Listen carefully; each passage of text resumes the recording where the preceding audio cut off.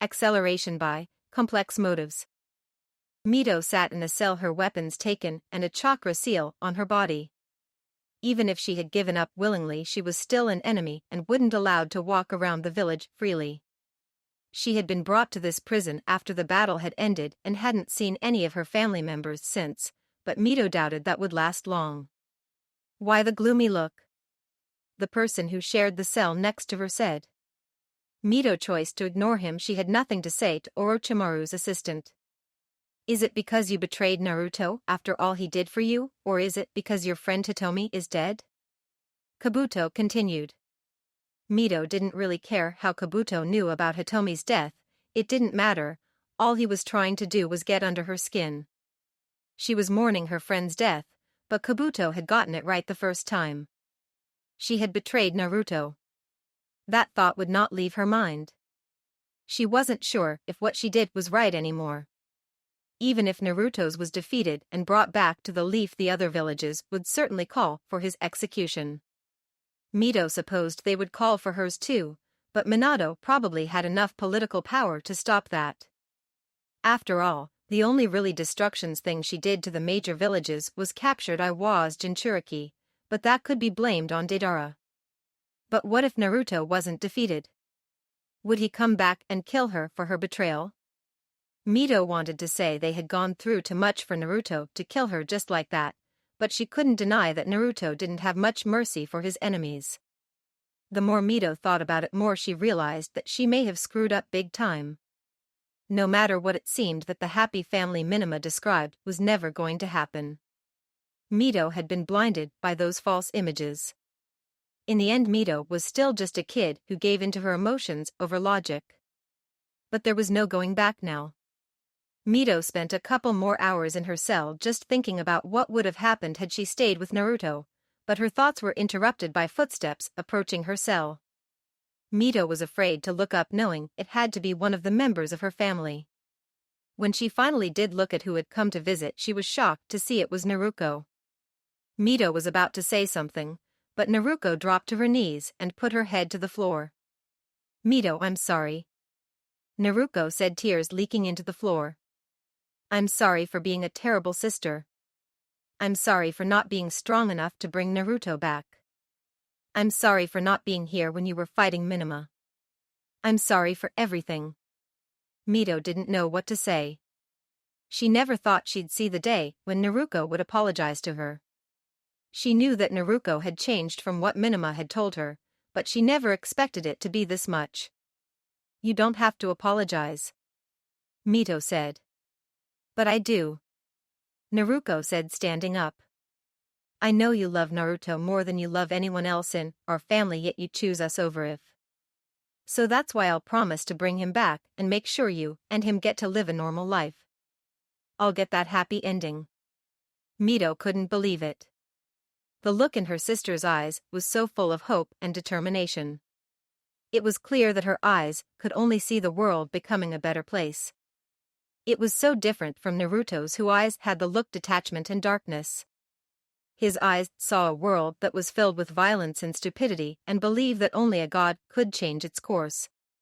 Which one of them saw the right world, and which one was dead wrong? Mito believed that Naruto's version was more realistic, but Naruko made that unrealistic world seem so close, and because of that she started giggling. Naruko, you even more of a child than I am, but maybe, just maybe, I'll believe what you say. Naruko gave Mito a smile, a real smile, not one of those plodding smiles that Mito had seen during her childhood. I guess I am a child, Naruko said. But the good thing about being a child is you can keep moving forward without thinking about the consequences. Conniving the Kages to let Naruto walk seems impossible, Mito said. That's okay, we'll just go step by step and cross that bridge once we get there. First we have to defeat Naruto, Naruko said, still holding her smile. The odds of that happening aren't high either, and if he becomes a god it might drop to 0. I've gotten a gift from Jiraiya and the toads that just might work. Just might isn't going to cut it. You'll still lose if you go and fight Naruto with the odds you have now. Then do you have anything that could raise those odds? Naruko asked, dropping her smile to look at Mito with a pleading face.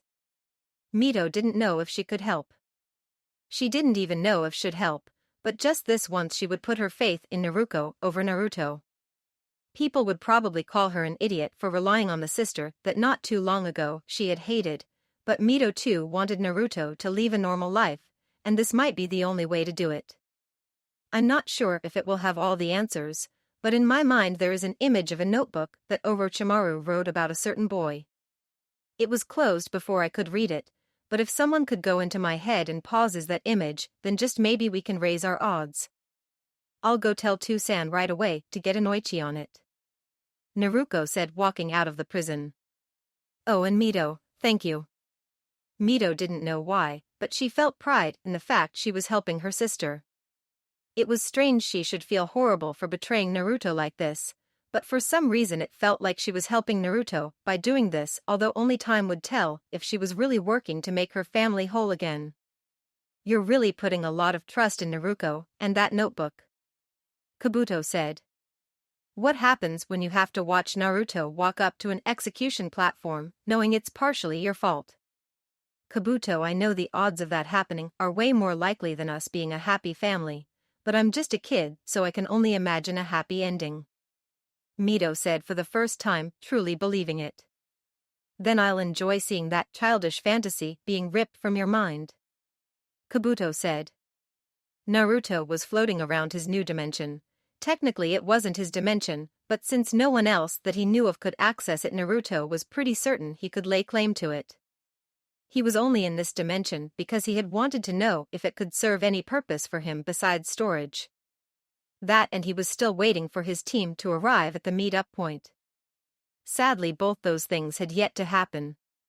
On the dimension side, Naruto had learned a few things, but none of them were practically useful. For one, the vectors here were very simple, which was why he was floating around so carelessly. It was like swimming through water. Although there was nothing in this dimension that Naruto couldn't do in his dimension, so that was a bust. The other thing that Naruto found was that the two dimensions shared the same time. It was strange. Naruto would have assumed that these two incredibly different dimensions would exist in different time, but no, if Naruto stayed in here for an hour would pass in the other dimension as well. This didn't have any use to Naruto, it was just interesting. The one thing that may have been helpful was the fact that this dimension was a lot more condensed. This meant that talking in step in this dimension would be a couple miles in the other dimension, but alas, while good on paper as a teleportation system, in real life it would be incredibly dangerous to use. The fact was that Naruto had no idea where he would be placed when he warped back. He could put himself in a rock or a tree. The Madara imposter must have been able to use his Sharingan somehow to make sure this didn't happen. So with all Naruto had learned, this dimension was no more use to him than a convenient storage. Naruto floated to the spot he knew he had come in at and wrapped himself back to the meeting place, and to his surprise Fu, Hanabi and Suigetsu were already there. The bad news was the Naruto appeared right where Suigetsu was standing. Suigetsu exploded into a puddle of water. Another inconvenience with swapping dimensions. If that had been anyone else they would have died, and who knew what could have happened to Naruto. What the hell? Suigetsu yelled as he reformed his body. Naruto gave him a quick insincere apologize before asking if they had gotten what he asked for. Fu nodded her head and pulled out a scroll, handing to Naruto. He gave it a quick skim to make sure it was what he wanted. Naruto smiled when he confirmed it was. This is great, you three can take a break, I'm going to read this in more detail before we move on. Naruto walked a little ways to find a good reading spot. Are you saying we just have to wait for you? Suigetsu yelled. Yes, was Naruto's simple reply as he threw a very large sword on the ground. Just take this and stop your bitching. Suigetsu stomped his feet on the ground and walked off, mumbling, but not before picking up the sword. Fu and Hanabi had basically been left alone, and it was awkward to say the least. They both knew about the others' feeling for Naruto. Hanabi was pissed that Naruto had let Fu onto the team. Before, she had no one that could steal Naruto away from her, but now she had real competition, and as much as Hanabi hated to admit it, Fu had better assets than she did. The only thing Hanabi really had an advantage over Fu in was time. She had known Naruto for longer and had more experience with what Naruto liked and didn't like, which was not easy to figure out given Naruto's general apathetic attitude towards most things. So for about an hour Fu and Hanabi shot glares at each other until Naruto finally finished reading and walked over to them.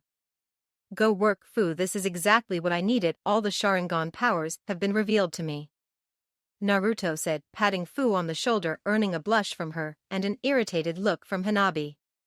"Where's Hitomi and Mito?" Naruto asked, just now noticing their absence, having been too focused on getting the information about the Sharingan. "Well, you see," Hanabi started to say. "Hitomi died fighting Itachi and Mito went back to her family." "I see. I had heard that Itachi had died on my way here. I'm sure Hitomi can be happy knowing that she got her revenge," Naruto said, turning his head to look for Suigetsu. "You're not going to say anything about Mito?" Hanabi asked. "Why should I? Mito made her choice. If she believes she can be happier in the Leaf, then who am I to stop her? As far as I'm concerned, she can do whatever she wants. She just needs to know that if she decides to attack me, then I will show her no mercy," Naruto said, his voice getting darker towards the end. "Besides, it's not like she had any important information on me, so there's nothing to worry about. Anyways, let's get going, we still have a ways to go before we get to that damn statue." Fu and Hanabi quickly nodded, following Naruto. A female ninja was running to the Hokage's office with what could be called the most important information on Naruto, thanks to Mito. She slammed open the doors to Minato's office, forgetting to knock, and started talking. "Hokage, we finished looking through Mito's memories, and we hit a gold mine. We figured out Naruto's weakness." Then, for the first time, the ninja actually looked inside the room, and when she did, she almost pissed herself. Inside were all 5 of the Kages, along with seriously powerful ninja acting as their guards. Minato just gave her a smile. "Thank you, can you please set it down in front of me?" Minato said. The terrified female ninja waddled over to the table and set the file down before running out the door as fast as she could. "What do you know, we were just talking about what to do about Naruto, and in comes some very useful information," I said. "Why don't you open it and share with the class?" Minato sighed. He knew he would never have been able to avoid telling them about this, but he at least wanted to read it himself beforehand. He opened the file and started reading. It said, "Dear Hokage, after going through Mito's mind, we have found a notebook she had once looked at belonging to Orochimaru. Although she did not have enough time to read it herself, her mind still had an image of the event. This notebook has provided indispensable information, so instead of paraphrasing, I'm going to write down exactly what was in the book on this file. Test subject 001, aka Naruto, has just completed his first test. So far nothing impressive, he only merely threw a rock at high speeds to kill his opponent. I am however hopeful for the future. All the data has suggested that the operation worked perfectly. 001 has complete control over any vectors that comes into contact with his chakra, even if he doesn't know how to properly use it yet. 001 has progressed better than I had hoped. His mind has finally caught up with his chakra, and he now has complete control over vectors. He has just mastered the vectors of lightning, which has given him a defense against all 5 of the chakra natures. 001 has become a little uncooperative lately. He has demanded I bring him books on just about everything, or he will stop participating in my test. While I could just deny him his request and force him to participate, it could greatly skew the data, as he would most likely just sit there letting his reflection do all the work and not come up with new ways to use his vectors. So I will grant his request. After all, gaining more knowledge could only make him more powerful. 001 has read almost every book in my library, everything from basic jutsus to the history of Iwa. While I expected him to try out some of the non-vector jutsu he must have learned from those books in the tests, he is yet to do so. I wonder why. 001 has become even cockier these past few weeks. he has demanded that I tell him who his real family is. I realize now that giving him those books was a mistake. It's not the books themselves that are the problem, it's that I gave them to him. Naruto certainly is intelligent. After all, he has to be to manage his vector control. He has been testing the waters for a while now, seeing how much he could get away with. He was figuring out how important he was to me, and the unfortunate truth is he figure out the answer is very important. As much as don't want to do it in order to keep the tests on schedule, I will have to tell him. I could lie to him, but if he were to ever find out the truth it could stop the test indefinitely, so I will just have to see how it plays out. 001 had a very interesting response to the knowledge of his family. While he did seem like he would like to be with them, he did not show any signs of anger at being taken from them. The tests have gone on smoothly, with no change to 001 behavior. If I were to mentally evaluate him, I'd say he has just accepted what happened to him. So while I believe he really wants to get back to his family, he is patient and will not act out on his desire to see them. I do have a countermeasure if 001 ever does try to escape. It has to do with a ring on his wrist. It takes advantage of a certain defect I implanted into the vector control formula. It works by using his own chakra against him. This works because I made sure 001's vector control wasn't precise enough to notice the difference in individual chakra. What happens is the ring has some of 001's chakra stored in it, and when it's turned on it delivers this straight to 001. Now why would this be a problem? For normal people this wouldn't be an issue worth discussing, yet for 001 it's a crippling weakness. Normally when something comes into contact with 001's chakra, it briefly touches it before 001's default setting determines it's a foreign object and reflects it. But when 001's own chakra is shot at him, there's a problem. 001's reflection has determined that something has attempted to breach it, but what tried to breach it is exactly the same as it, so what's it supposed to do? A paradox has occurred. 001's chakra has just been told to reflect 001's chakra. If 001's vector control was more precise, it could differentiate the chakra that had been shot at him and the chakra that is a part of him. But that doesn't happen. Instead, his chakra reflects itself, dispersing the chakra that made up his reflection in the first place, leaving him defenseless, and if his chakra is continuously being shot at him, then he will be unable to bring chakra to the outside of his body to control vectors. Not to mention that he loses a great deal chakra every time his reflection is dispersed. This is my countermeasure, easy to pull off, but almost impossible for someone to figure out on their own. I've made a mistake. 001 escaped when the Akatsuki attacked.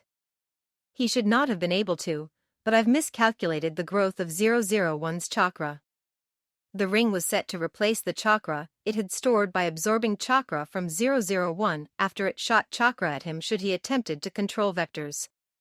That was my mistake. The ring would only refill once it shot, but since 001 released a long time ago that trying to use his vectors while the ring was on was worthless, he stopped doing it. This caused the same chakra to sit in the ring for a long time. 001 is still a kid, so as he grows his chakra changes slightly as his chakra coils make more connections, something I didn't take into account. Over time the chakra inside 001 and the chakra inside the ring became different enough to be considered different chakra. This is quite a loss, but I'm sure that I can salvage it.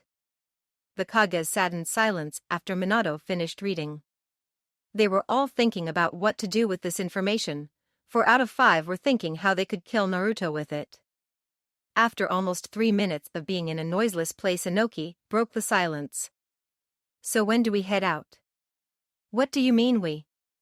We still haven't disused anything, and he's my son, so I don't really think you busy Kages need to be involved. Minato said. I wouldn't worry about that. I'm sure all of us would be willing to clear our schedule to help you catch and execute this criminal. I said. Or don't you remember that the alliance was created to take down the Akatsuki, and now there's only one member left? Minato bit his lip. There was no way he could bar them from hunting Naruto. The only thing he could do was supply his own ninja to at least try and get Naruto alive. I have a question. Gaara said, breaking Minato's thoughts. How do we know that doing this will actually work? This is Orochimaru we're talking about here. I wouldn't be surprised if this was all some big lie. If chakra has that much of a difference like Orochimaru says it does, then why is Naruto able to reflect everyone's chakra? Shouldn't he have to find the vectors for each slight change in everyone's chakra before he could reflect it?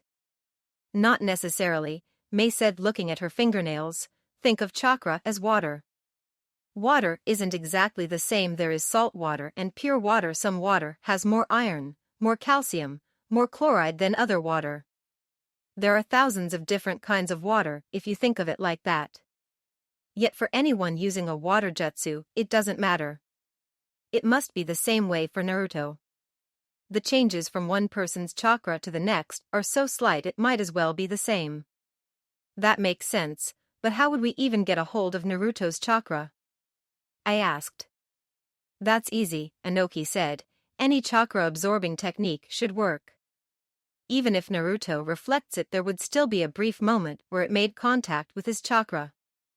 It would only absorb a minuscule amount, but according to Orochimaru, that should be enough. So we're all in agreement. We will use this newfound knowledge to take down the final member of the Akatsuki. I said, looking at Minato with a satisfied look. And thus the plan to take down Naruto were underway. Almost immediately after the decision was made, Naruto's location was discovered. A high-class missing nin might be able to wander around undetected from their home village, but when all 5 major villages had made it their primary objective to hunt you down, there was no escape.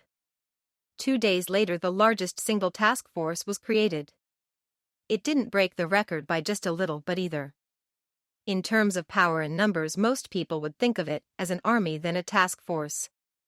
All 5 Kages would be present along with various other highly skilled ninja. Among them was the entire Namake's family minus Mito, and obviously Naruto, the 2 remaining Sannin, one of the 7 swordsmen, Temari, along with 200 average ninja. This was being put together to take down a group of 4 people, yet no one saw this as overkill. That's just how big a threat Naruto was. The task force moved out planning to intercept Naruto and his group, if the calculations of Naruto's route was correct, by sunrise the next day. The earth seemed to shake as they ran. Naruto heard them long before he saw them. It sounded like a herd of buffalo charging at him.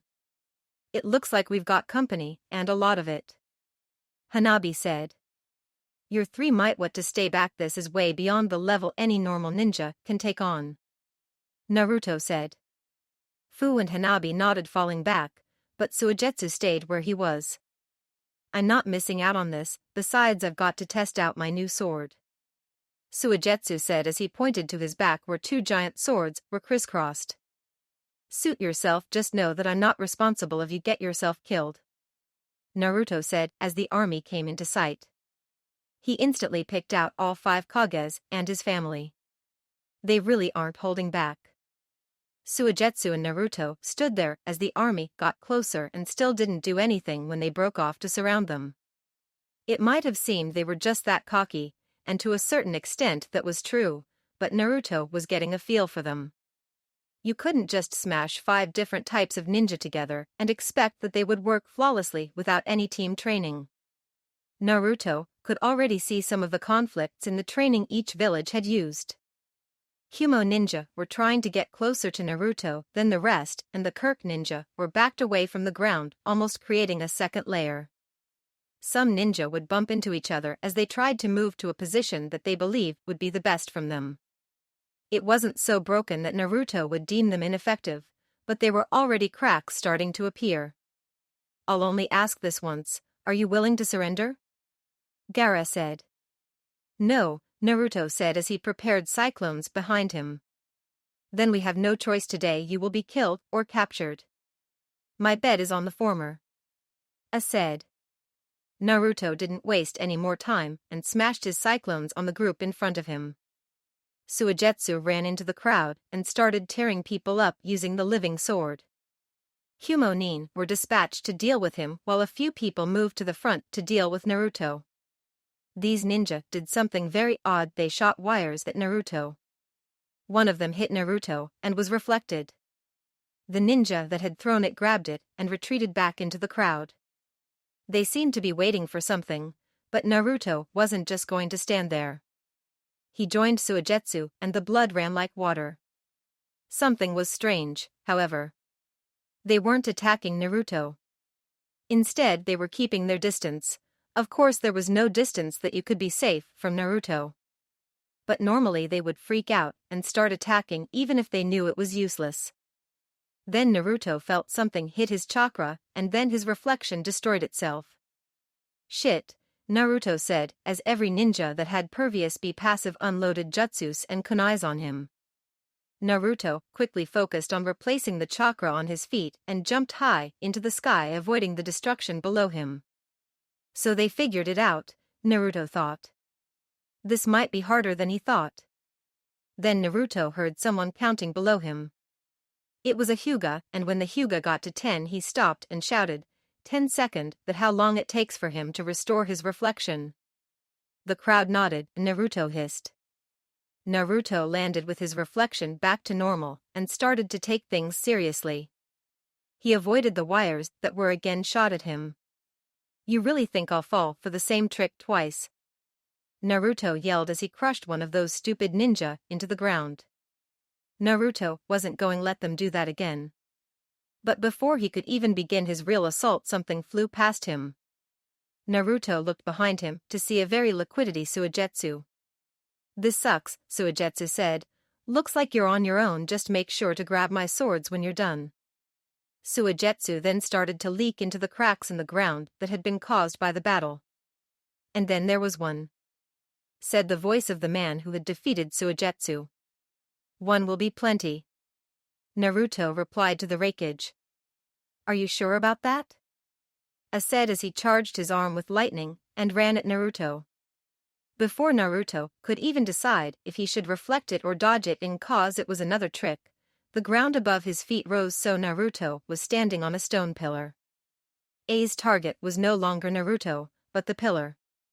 The pillar was no match of A's strength, and it crumbled away, leaving Naruto with no footing and failing directly on to A's electrocuting arm. Naruto quickly used his vectors to push him to side and avoided failing into what would have certainly been his death. But what Naruto did land on wasn't much better. A seal lit up under his feet, and in an instant it absorbed some of his chakra and shot it back. Naruto reflection ruptured and A was coming right at him with his lightning fist. Naruto realized he was going to die in that moment, so his only choice was to, but something else happened. A chain wrapped around his stomach and flung him around. Naruto saw it was his dear sister that was holding the chain, but he was not thankful because he was on a collision course with Tsunade. He wouldn't get his reflection back up in time. By the time he reached her, he would still need 2 more seconds. He reached her just as she was pulling her arm back. The chain let go and Tsunade's fist buried itself in Naruto's face. Blood exploded from Naruto's new broken nose and his vision blurred as he was sent flying back. He tumbled on the ground, picking up cuts and scrapes as he went. Naruto realized what Minima had done. She wanted to make sure he lived through this battle, and the only way to do that was to capture him. She had sent him to Tsunade so she could use enough power to damage him, not kill him like A was going to do. Naruto got to his feet in a less than dignified manner as he faced the army that was after him. His reflection was back up, but he was badly hurt. Give up, Naruto. You've lost, Minato said. Naruto looked back at him with cold eyes. You know, if Tsunade had used enough force to kill me back there, you would have won. The truth is I was unprepared for that. But on the flip side, if you had done nothing, I would have won. In other words, you threw your one chance at victory away because you wanted to save me. Everyone looked at him strangely. What are you talking about? You've lost, just give up, Minato said. Naruto started laughing. If I was the old Naruto, you'd be right, but you came just a little too late. I have ascended. Naruto was laughing like a maniac, now blood dripping from his nose into his mouth. You thought I was heading to become God when you intercepted me, but the truth is we were coming back. I was going to do this right when A was about to kill me, but you threw me into Tsunade, which threw me off, but yet you didn't kill me. Now let me show you what your mercy gets when dealing with a god. Something started to emerge from Naruto's back. At first they thought it was more of his cyclones, but that wasn't it. There were two of them. They were both pitch black, and they took the shape of wing. They were huge, easily being 5 times the height of Naruto. There was also the pressure that the wings themselves seemed to admit. It caused even the Kages to freeze up. But the worst part was only shown to the people who could see chakra. Naruto no longer had a thin chakra layer surrounding his body. He was now inside a dome of chakra that extended as far as his wings. It also wasn't just made up of his chakra, it was made up of demonic chakra as well. Once the wings had finished growing, Naruto looked at the every ninja in the group that had been said to beat him like some kind of insect. Naruto was no longer thinking of them as enemy, instead they were pests. Calling what happened next a one-sided massacre would be giving them way too much credit. The events leading up to Naruto getting his new power were not as exciting and epic as one would have expected. Walking was the majority of it, with Naruto leading, Fu and Hanabi close behind, and Suigetsu farther back fondling his new sword. "We're here," Naruto said. "What do you mean there's nothing here?" Suigetsu said, looking around at a place that looked the same as every other place they'd passed for the last hour. "It's underground, genius," Fu said. "Hanabi, use your Byakugan to find where the statue is exactly," Naruto said, ignoring Suigetsu's comment. Hanabi instantly did as Naruto asked and looked around. After a while of looking, she admitted with a disappointed look that she couldn't find anything. "See, told you there's nothing here," Suigetsu sneered. "It's here all right, I know it is. There must be hiding its chakra with seals," Naruto said, then thought from a moment.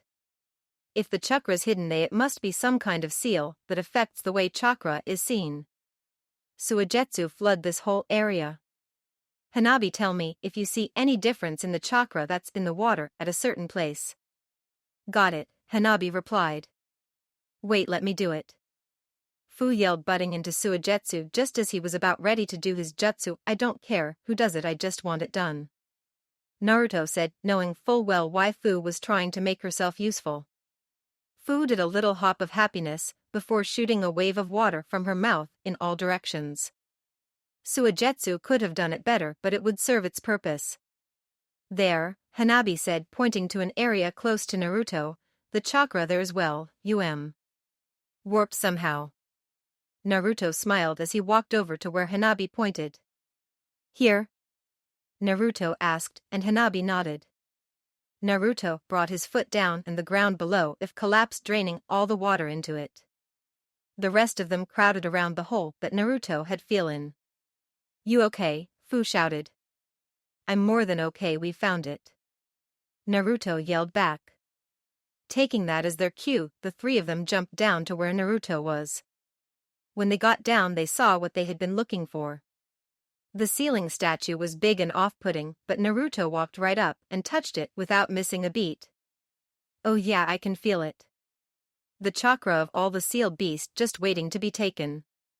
You still haven't told Use what exactly you're going to do with that chakra. Are you trying to become a jinchuriki?" Suigetsu asked. "No, that's not it at all. In fact, it being demonic chakra makes no difference at all. In fact, it might even be a little bit harder to use than normal chakra," Naruto said, pressing both palms to the statue. "Then why did we go through all this trouble?" Suigetsu yelled. "Because I needed a huge amount of chakra, and luckily for me the Akatsuki just happened to be collecting. I wanted the 9 and 8 tails to be included, but even with their absence I should still have more than enough chakra." "But you can't just take in chakra like that," Fu said, looking at Naruto with worry. "Even if you can use your vectors to store that chakra in your body, your chakra coils don't get any bigger, so how will you hold that much chakra? Did you that matter is made up of mostly just empty space?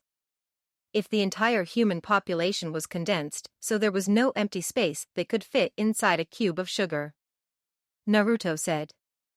"Chakra is the same, just energy with partials and a lot of space in between them.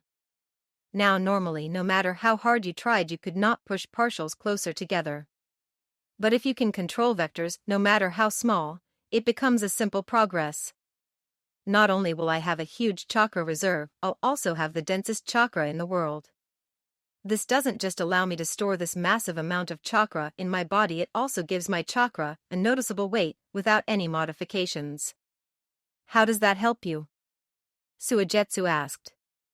It would be a pain to explain, so you just have to wait for the demonstration.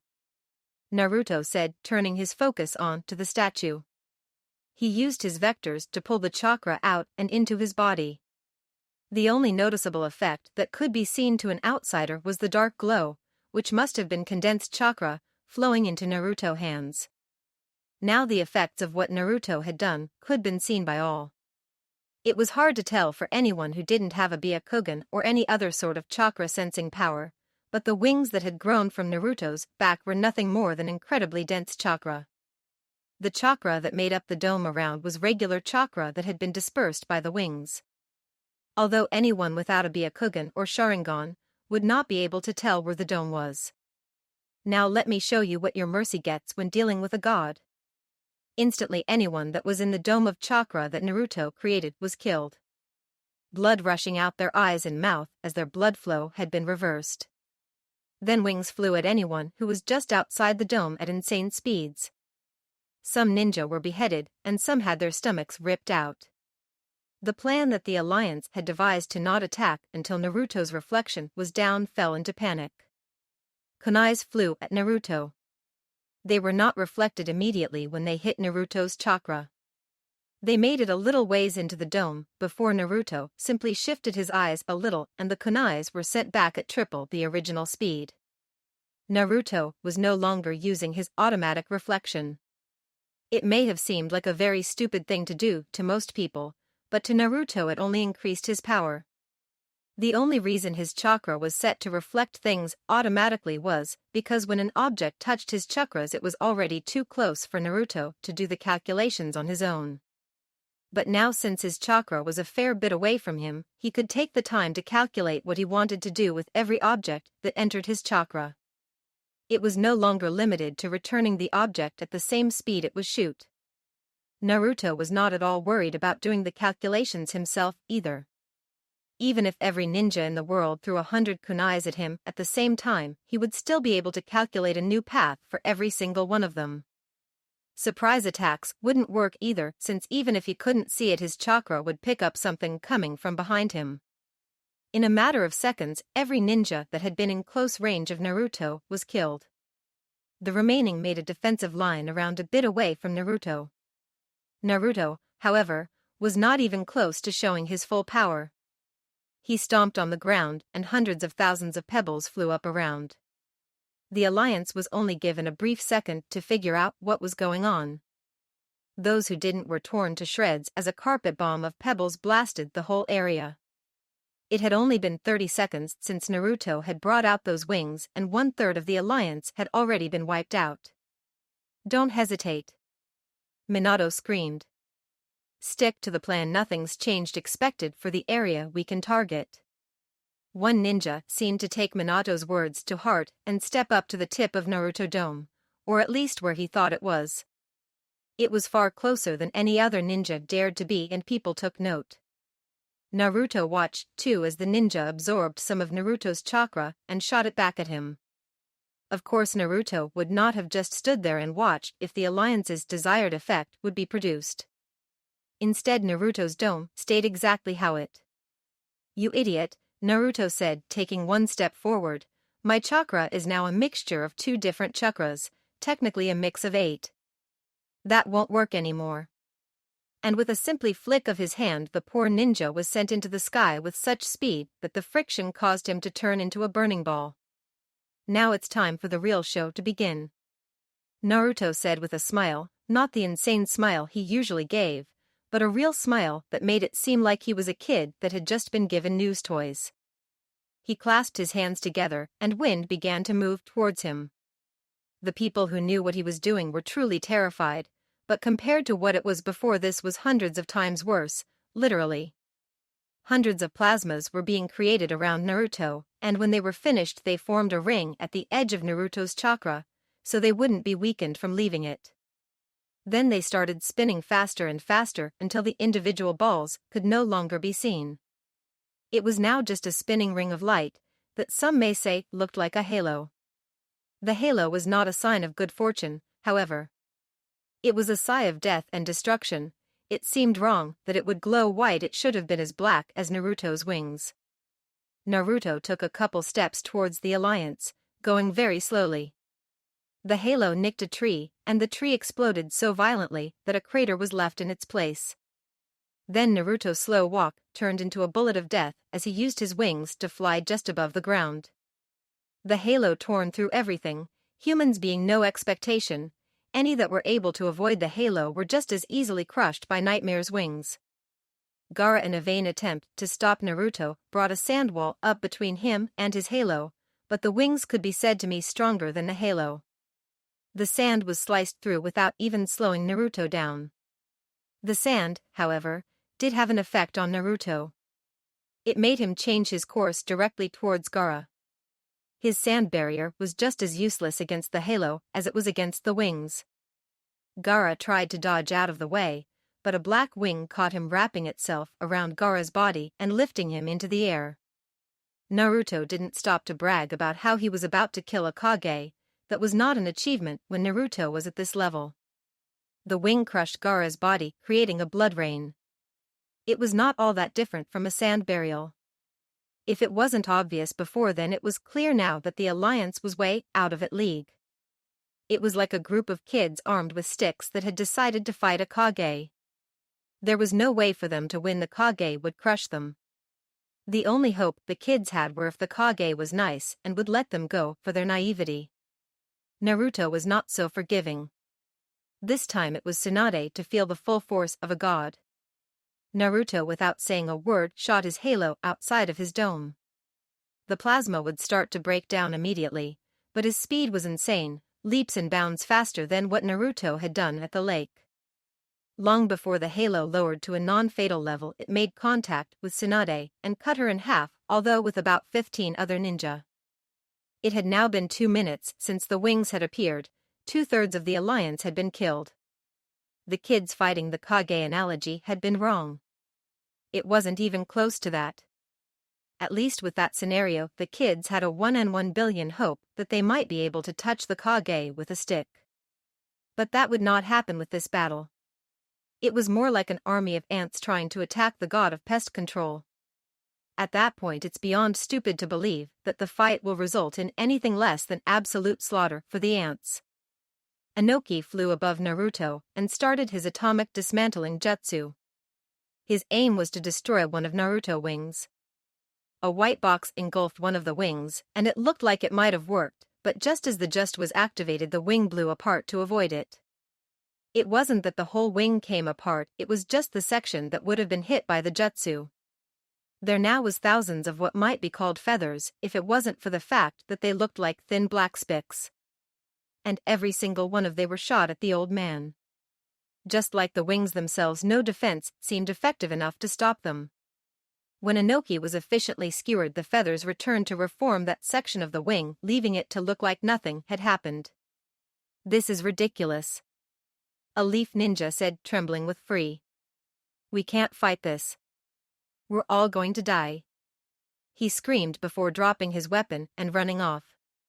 He wasn't the only one either. Quite a few ninja were backing away from Naruto, just waiting for the right time to run away.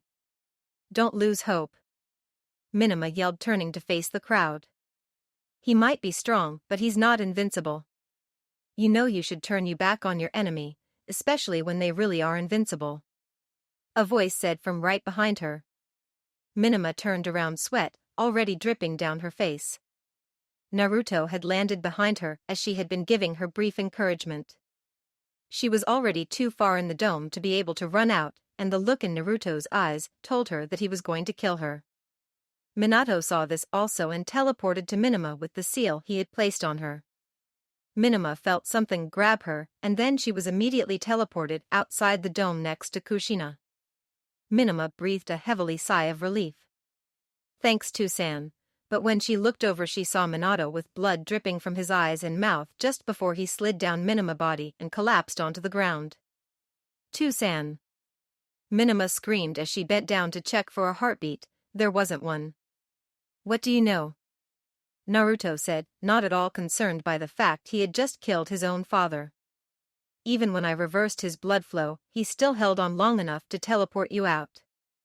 I didn't know that could happen." Minima grinding her teeth and had the glare of death trained on Naruto. She got up and started walking. Naruto just watched with his head tilted and a smug grin on his face. Minima was going to kill him. He was a monster that didn't give a damn about anyone else. She was going to rip that smug look off his face. But as she got closer her glare loosened and her fear grew. She couldn't kill him. He was a monster. No one could rip that smug look off his face. Minima stopped walking long before so got to Naruto. The fact was she was too scared. "That's what I thought," Naruto said. His wings lifted straight up into the sky. They stayed there a few seconds, and all anyone could do was admire the horrible sight. The way they were positioned blocked out the sun, so light was only able to come from the sides, making Naruto look like some demonic angel. Then they came down. The ground split and trees were uprooted as the shock ravaged the entire ground. Even the best ninja found themselves unbalanced. Naruto wasn't affected, and by the time the alliance got their footing Naruto was ready for round 2. "Everyone!" I yelled, startling everyone, even Naruto. They all looked to what he was going to say. He had the look of a man who was having an inner conflict. His face seemed to be fighting itself. He obviously didn't want to say these words, but knew he had to. "Retreat." No one even thought about denying that order. Everyone ran off, leaving that monster behind. Naruto watched them leave with little enjoyment. He could chase after them, but his plan had been fulfilled. The alliance would realize their mistake and come back with their head bowed to the ground, begging him to not destroy their villages. The black wings slowly faded away as Naruto walked around the body-filled field to look for Suigetsu's swords. Once Naruto had created his wings, the battle had lasted 3 minutes and 57 seconds. He averaged a kill every 2 seconds and came just shy of killing 1 Kage per minute. It was truly devastating for the alliance, but they had brought it upon themselves. Meanwhile, a fair distance away from the disaster, Naruko was panting, having used up all the strength in her legs to get this far. Most of the other ninja were in the same state, but not even pure exhaustion could keep people from talking. "Did you see those wings? How coarse we did, you idiot. How many people do you think we've lost because of them? He took out that Tsuchikage like it was nothing. Is he some sort of god? No one should be that strong." Naruko was getting irritated by all to talking. Her emotions were running wild about what to do with Naruto.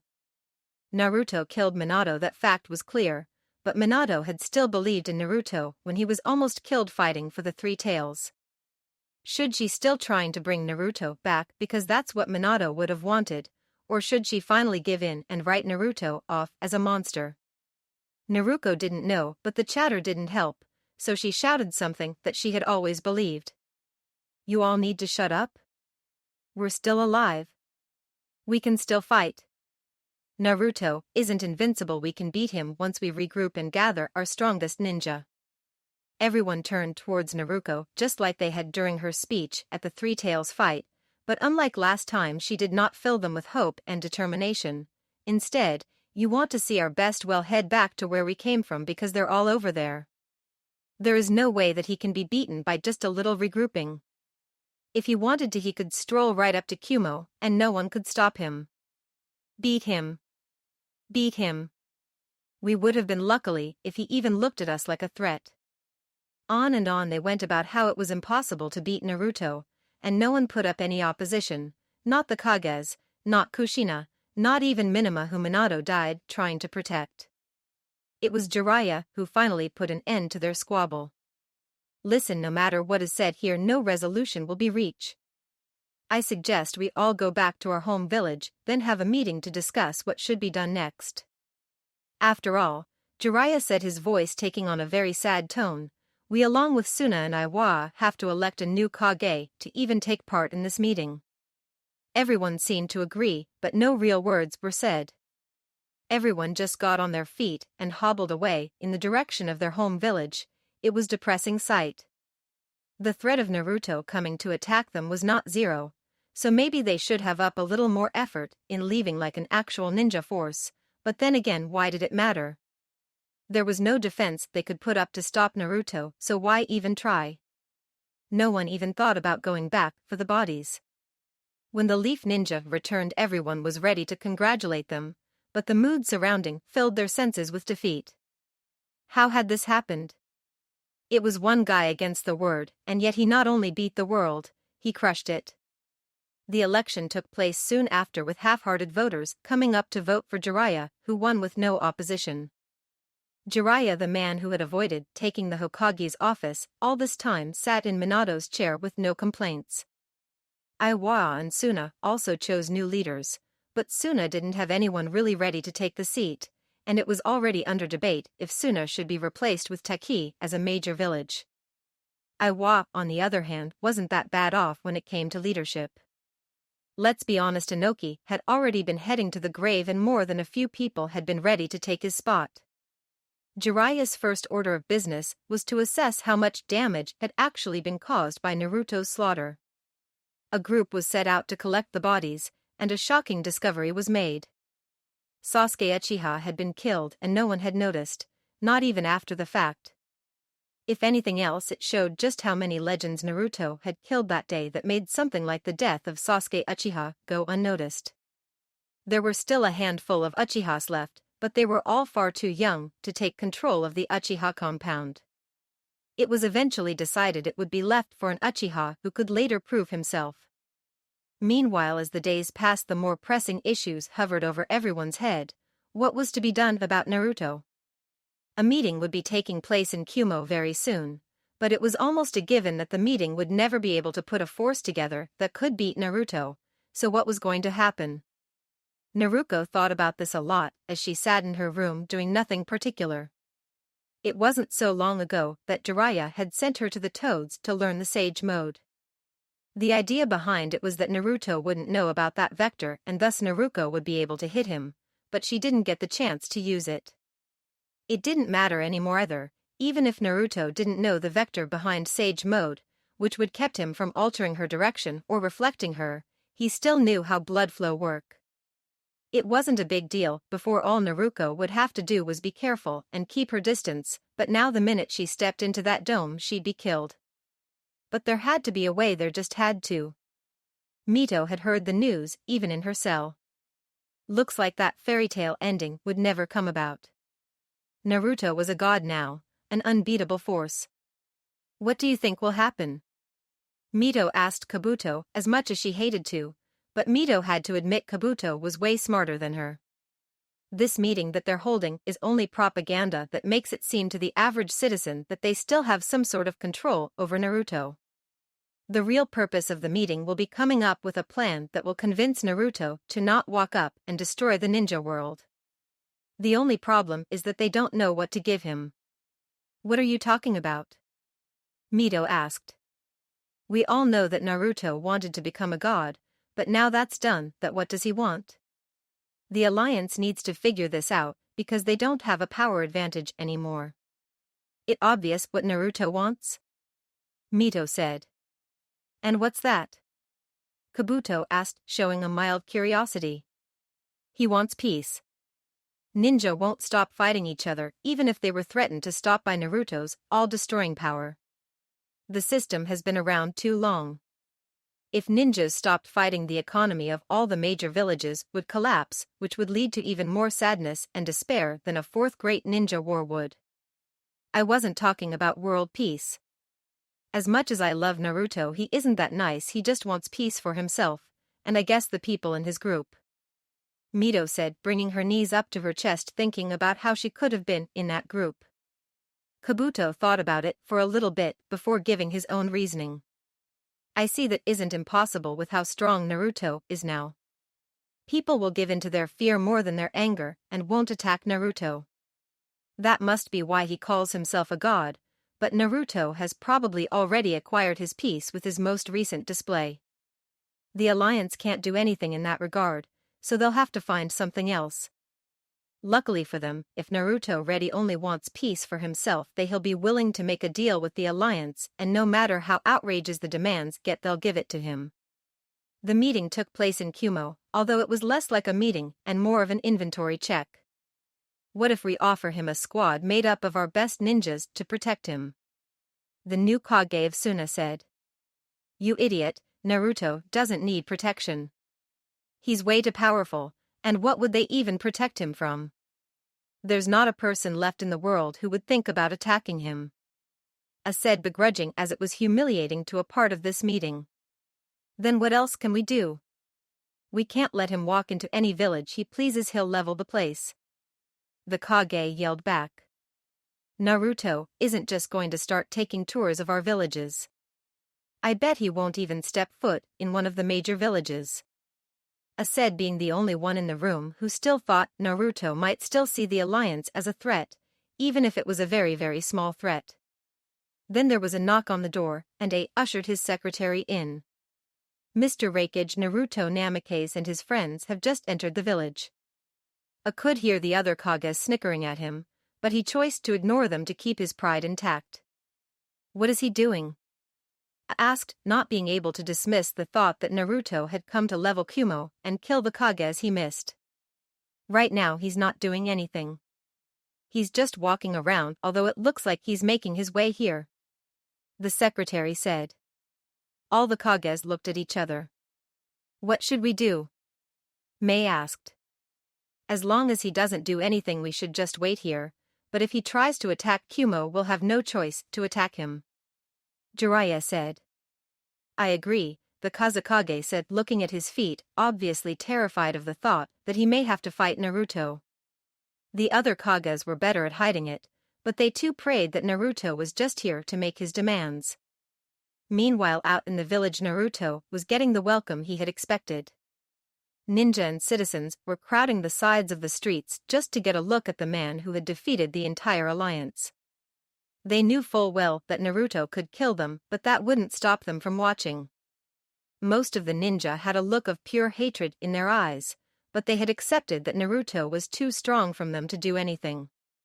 They would shift their eyes from Naruto to the group behind him, thinking that maybe they could get to Naruto by killing his friends, but they would quickly realize that too was an impossible task with Naruto right there. The group behind Naruto was taking the welcome in their own way.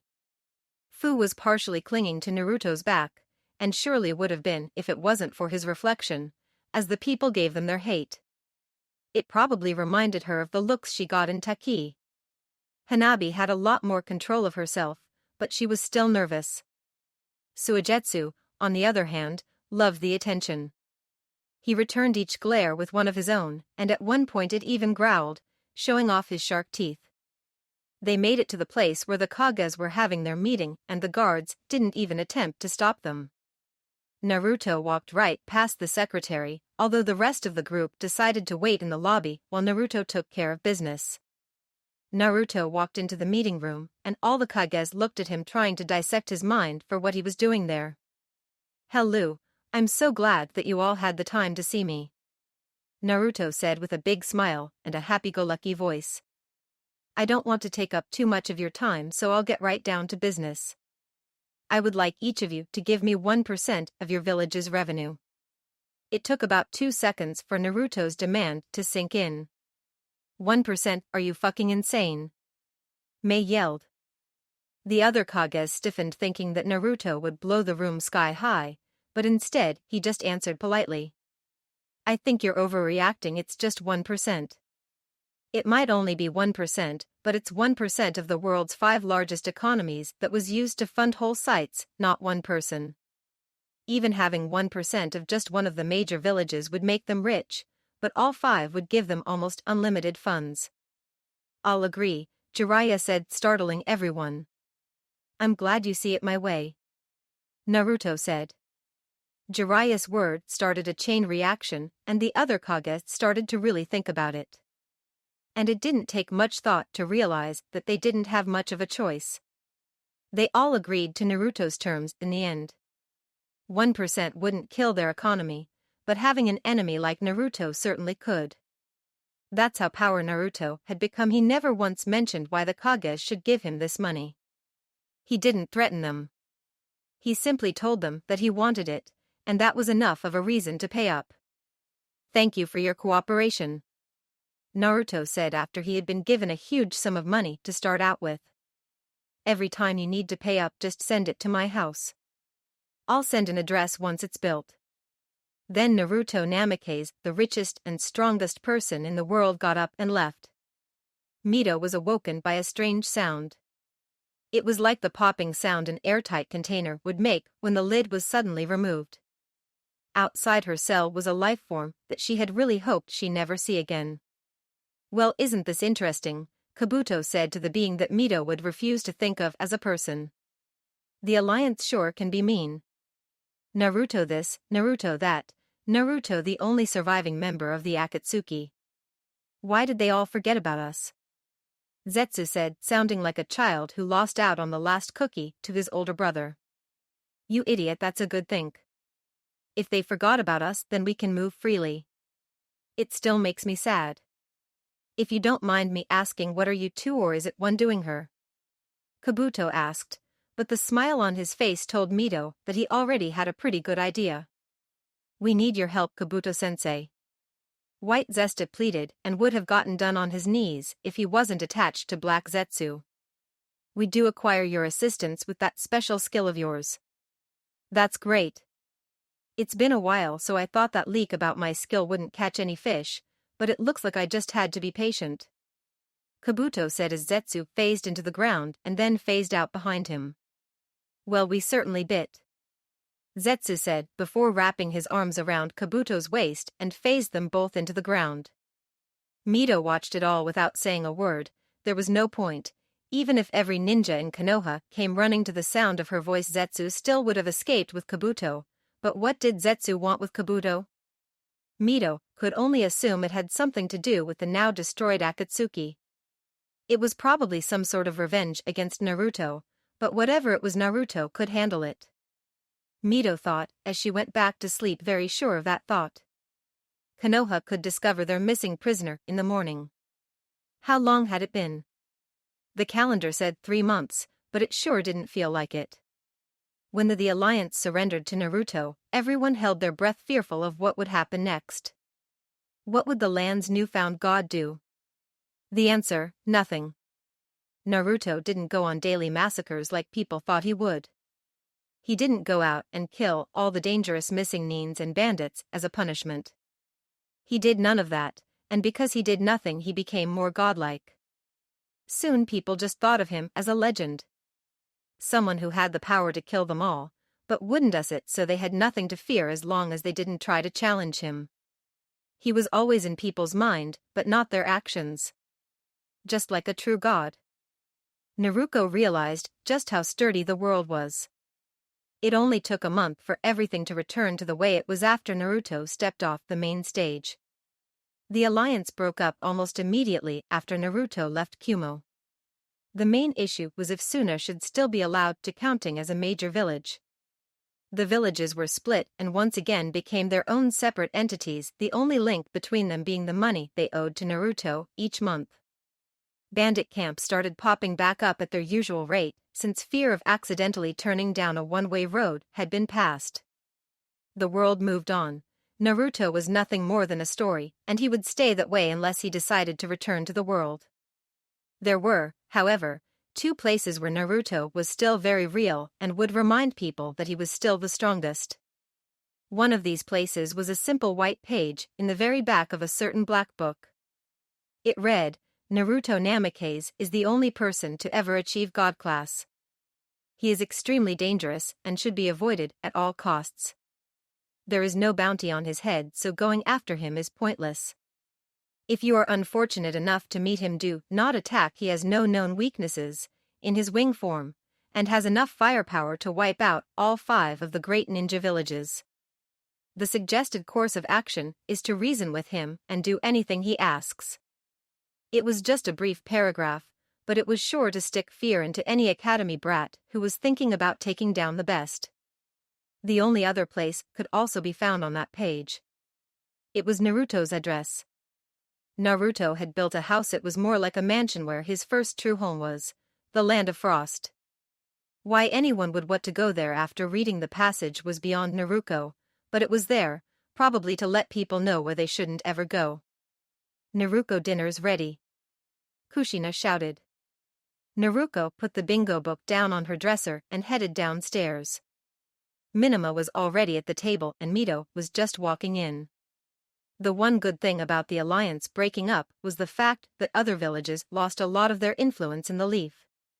They would have to spend a lot of time and money to try and get Mito executed, and it just wasn't worth it. Mito was left in the hands of the Leaf. Mito was soon released on Jiraiya's order since she never committed any huge crimes against the Leaf. Anyone who tried to bring up her part in the invasion was persuaded by a certain red-headed widow to not, so that issues was conveniently never brought up. Her release forced her to live in the Namikaze mansion, and she still had to wear chakra seals until she could prove trustworthy. Having Mito back was probably the best thing that could have happened to Kushina, since she could forces all her attention on her daughter than the loss of her husband. At first Kushina was terrified that Mito would run back to Naruto the first chance she got and the whole thing would start all over again. But it soon became clear that Mito had no intention to go back to Naruto. She seemed more afraid of seeing Naruto than the Kages were. It was understandable. Naruto was not likely to be happy to see the person who betrayed him. Mito was still detached from the real family, but due to constant attention and Naruko's endless attempts to make amends, Mito was slowly growing back in. Everyone sat at the table eating Kushina home-cooked meal and were having small talk, including Mito. It was almost like they were a normal family. Minima would have been happy staying like this, and given time Mito was sure to accept this family over Naruto. It might not been the exact happy ending they had all been hoping for, but it was good enough. But good enough hadn't been what Kushina was shooting for. "Girls, tomorrow I'll be heading out on a mission," Kushina said as if she was just another piece of small talk. "What's it going to be?" Minima asked. "I asked to be the one to deliver Naruto his money this month," Kushina said.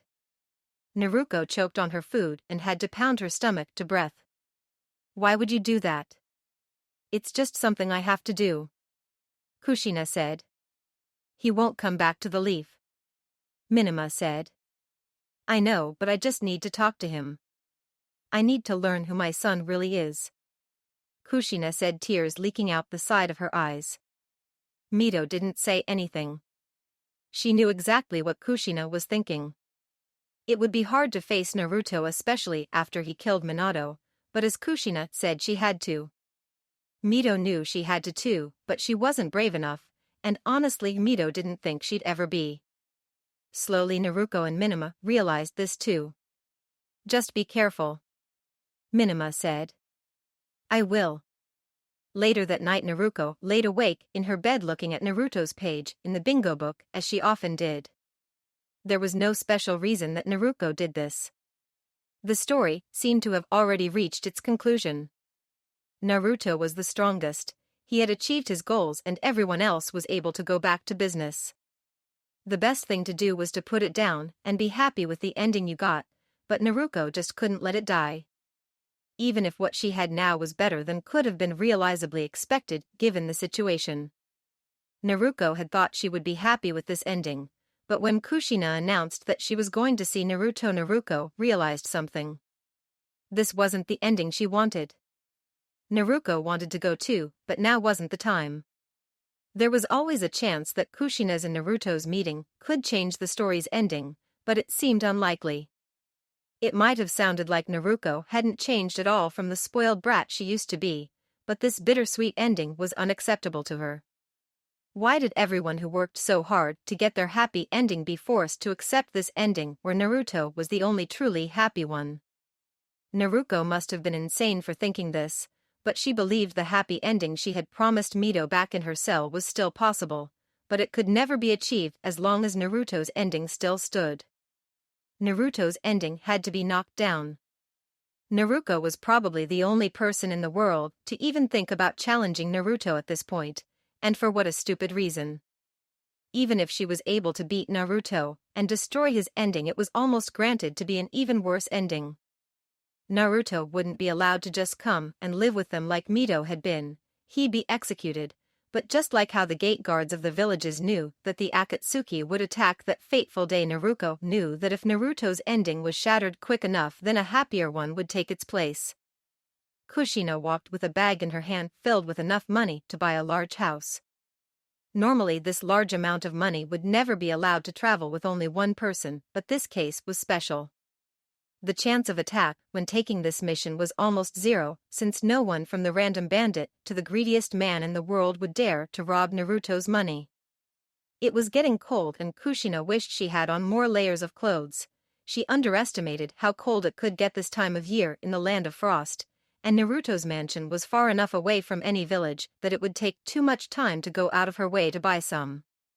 It only took a couple more minutes for Kushina to see it peek over the horizon.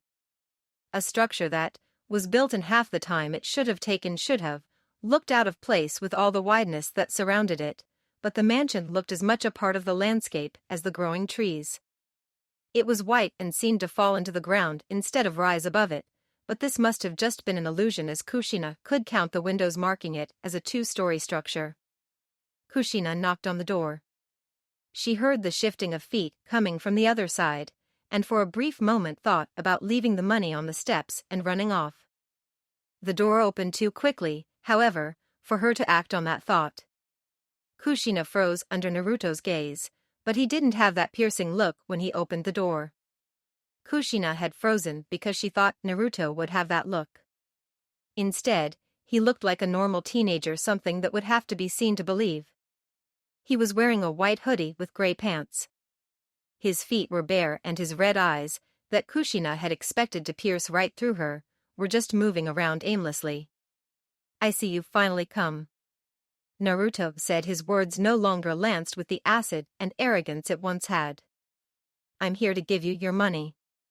"Can I come in?" Kushina asked. "We both know that you're not just here for that," Naruto said with a slight hint at his precious demeanor. "Come on in." Kushina walked into the house as Naruto closed the door behind her. She couldn't help but notice that Naruto didn't lock it, and she didn't recall hearing him unlock it when he opened it either. It was obvious that Naruto had not been the one to furnish the house, as the entire space gave an atmosphere of color and polish that Kushina was sure that Naruto, and most males for that matter, were incapable of doing. "Just put it over there," Naruto said, pointing to a corner of the room that had a pile similar-looking bags already in it. They all looked unopened. Naruto hopped on a light blue coach. Kushina sat across from him in a whitish-blue chair. There was a coffee table in between, then that had a bottle of expensive wine on it. Kushina looked at it, partially licking her lips.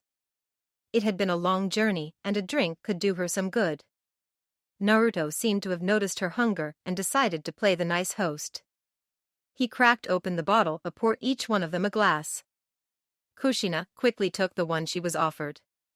She would have drunk the whole glass in an instant, but she noticed that Naruto was just looking at his glass as he swirled the red liquid inside.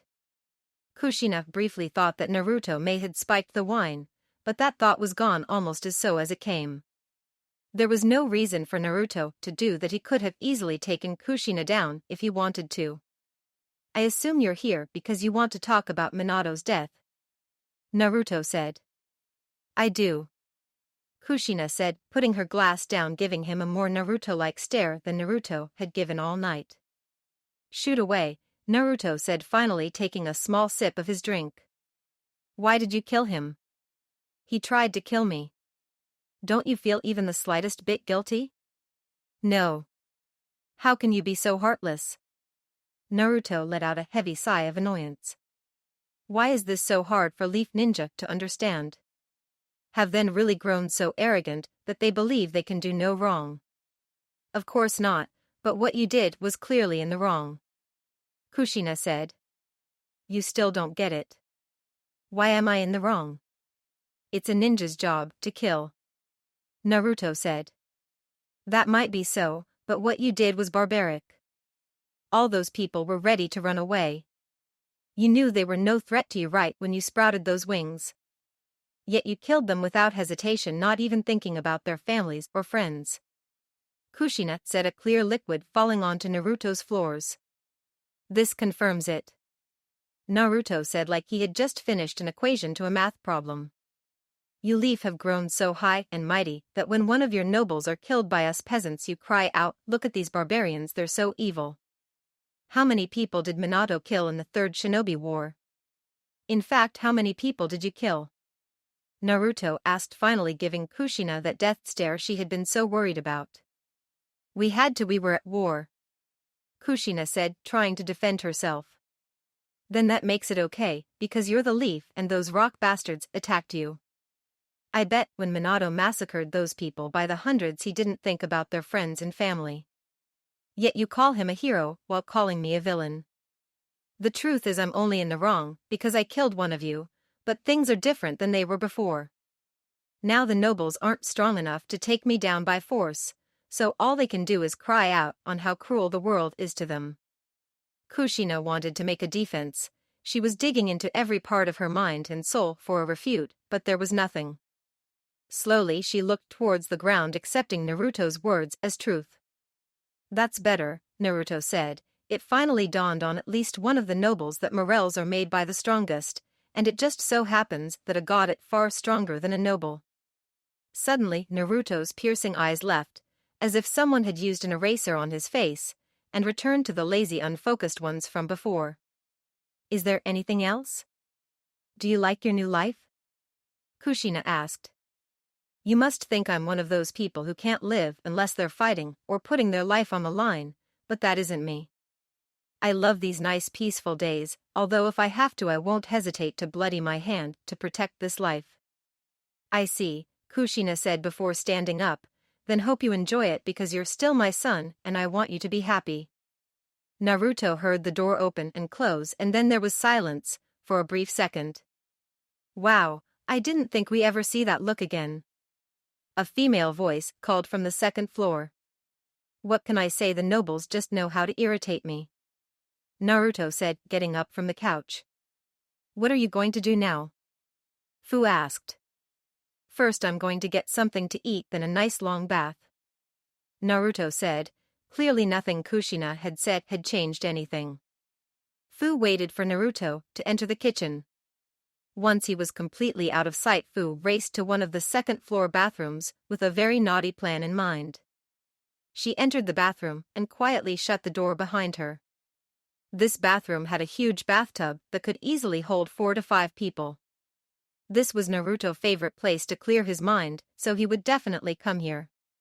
Fu started running the water when the door to the bathroom opened. Fu was confused since Naruto should still be eating and there was no knock. Surprisingly, Suigetsu and Naruto were very good about knocking first. Fu turned around to see Hanabi shutting the door behind her. So you were watching? Fu questioned. I sure was, and I noticed you running off to the bathroom. What the hell are you doing? Hanabi said, pointing her finger angrily. I just want to take a bath with Naruto. Fu said innocently. You can't do that. Hanabi said, her finger shaking and a hard blush on her face. Besides, Naruto would never agree. You obviously haven't been paying close enough attention to Naruto, as I have these last 3 months. I can already see the scene play out. It will start with Naruto knocking on the door like a gentleman, but I won't say anything. Then Naruto, thinking no one is here, will come in and see me. Then I suggest we bathe together. Naruto will find it more of a pain to go somewhere else, and trying to keep up his laid-back image will agree. But Naruto is still a teenage boy and will find himself taking glances at my body, then he'll realize what he can have and our relationship will blossom from there. You can just peek at us with your Byakugan. Fu said offhandedly. I would never do that, and your plan is ridiculous. Hanabi said, her blush having turned new shades of red from Fu's plan. Then leave. If you don't think it will work, then you have nothing to worry about. Fu said, shutting off the water and then doing something unthinkable. She started stripping off her clothes. Hanabi couldn't believe what Fu was doing, but now it was clear this was a serious threat to Hanabi. Up until now Hanabi had only been doing little things like make Naruto coffee and other small things and hope Naruto would come around, but with Fu's actions it became clear that Hanabi would have to be more aggressive. "I'm not going to lose to you," Hanabi said, and also started doing the unthinkable. With both of them in that state it was clear who had certain advantages, but neither one of them really knew Naruto's type, so it was still up in the air for them. The stare-down continued for a good 2 minutes before a knock was heard. The girls stood perfectly still, not wanting to be heard. In a few moments Naruto would decide who was more attractive, not by his words, but by his eyes. The door opened and Suigetsu peered in. It took him all of half a second to realize that there were 2 completely naked girls in front of him. He smiled at them with a small blush. "Why, hello ladies, this is unexpected." Both of the girls were blushing furiously. "This isn't for you, and you know that," Fu yelled as she grabbed everything in the nearby vicinity and threw it at Suigetsu. Suigetsu held his hand to his gut as he was laughing uncontrollably, the objects passing through him harmlessly. "This is the best you two could come up with to seduce Naruto," Suigetsu said between laughing fits. "I thought you two were rivals, didn't know you'd be willing to double-team him, but I guess with Hanabi proportions she didn't have much choice." "That's not what happened at all," Hanabi screamed, joining the on-attacking Suigetsu with random bathroom products. Naruto walked out of the kitchen and immediately heard the commotion upstairs. Why do they have to be so loud? Naruto asked himself. Then he blocked all sound and headed for a different bathroom. Better to avoid that mess. "Hello Kyubi," Naruko said inside her mindscape. "It's been a long time. Why have you suddenly decided to grace me with your presence after all this years?" The fox said, sarcasm dripping from his mouth. "I need your help," Naruko put out plainly. "And why should I help you?" The Kyubi said, already feeling this conversation was a waste of time. "Because I'm sure you want to defeat Naruto just as much as I do," Naruko said. The Kyubi gave a soft chuckle. "If you think using my powers will help you beat that boy, then you are the dumbest container I've ever had." "Are you saying you're weaker than him?" Naruko said, trying to provoke the Kyubi, but then the fox did something that Naruko could hardly believe. "He is stronger than me," Kyubi said. "How can you admit that?" Naruko shouted, missing the irony that she had been the one provoked. "I thought you were the strongest being alive. Strength doesn't matter to your brother if you haven't noticed.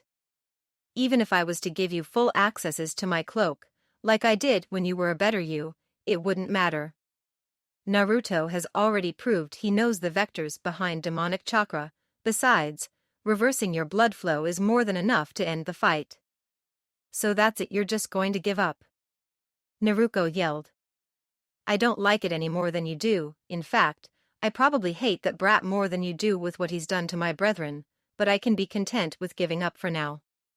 "Why is that?" Naruko asked. "Because Naruto is not a god, not matter how much he says he is. He is only human and will die, while I will live on as an immortal being," Kyubi said, sounding like it was Naruto who was giving up, not him. "Fine, but just so you know I'm going to fight regardless," Naruko said. "You have no chance," Kyubi said, knowing that he would just be reborn in a couple of years. "I know that, but if you help me we will. Besides, don't you want to see Naruto get the shit kicked out of him? I already told you even if I gave you all my power you'd still be slaughtered. There's nothing I can help you with," Kyubi said as he started to growl in anger. "There is one thing you can do," Naruko said, pointing to the seal on Kyubi's. "If I tear a little of that off, it will give you more control of my body." "So what?" Kyubi said, starting to think that Naruko had lost her mind if she was serious about tearing the seal. "Right now Sage Mode can keep Naruto from altering my direction and can get past his reflection, but none of that matters if he can reverse my blood flow from a distance. However, if my blood could change direction on someone else's order, then they could reverse Naruto's reverse. I see what you mean now, Kyuubi said with a strange look in his eye. Naruto might be the master of vectors, but everything he does functions on mathematical equations. He doesn't actually tell the blood flow to go a different way, he just tells it to go the opposite way. If I control the blood flow, I could force the blood to go in the opposite way as soon as I felt Naruto's vectors, and then your blood will go the correct way. That right, Naruko said, holding her hands above her head, glad she convinced the Kyuubi, but the giant fox started howling in laughter she did. What's so funny? Naruko yelled. You must really have a lot of faith in that small body of yours, willing to let me control your bloodstream. What if I decided to kill you right when I get control?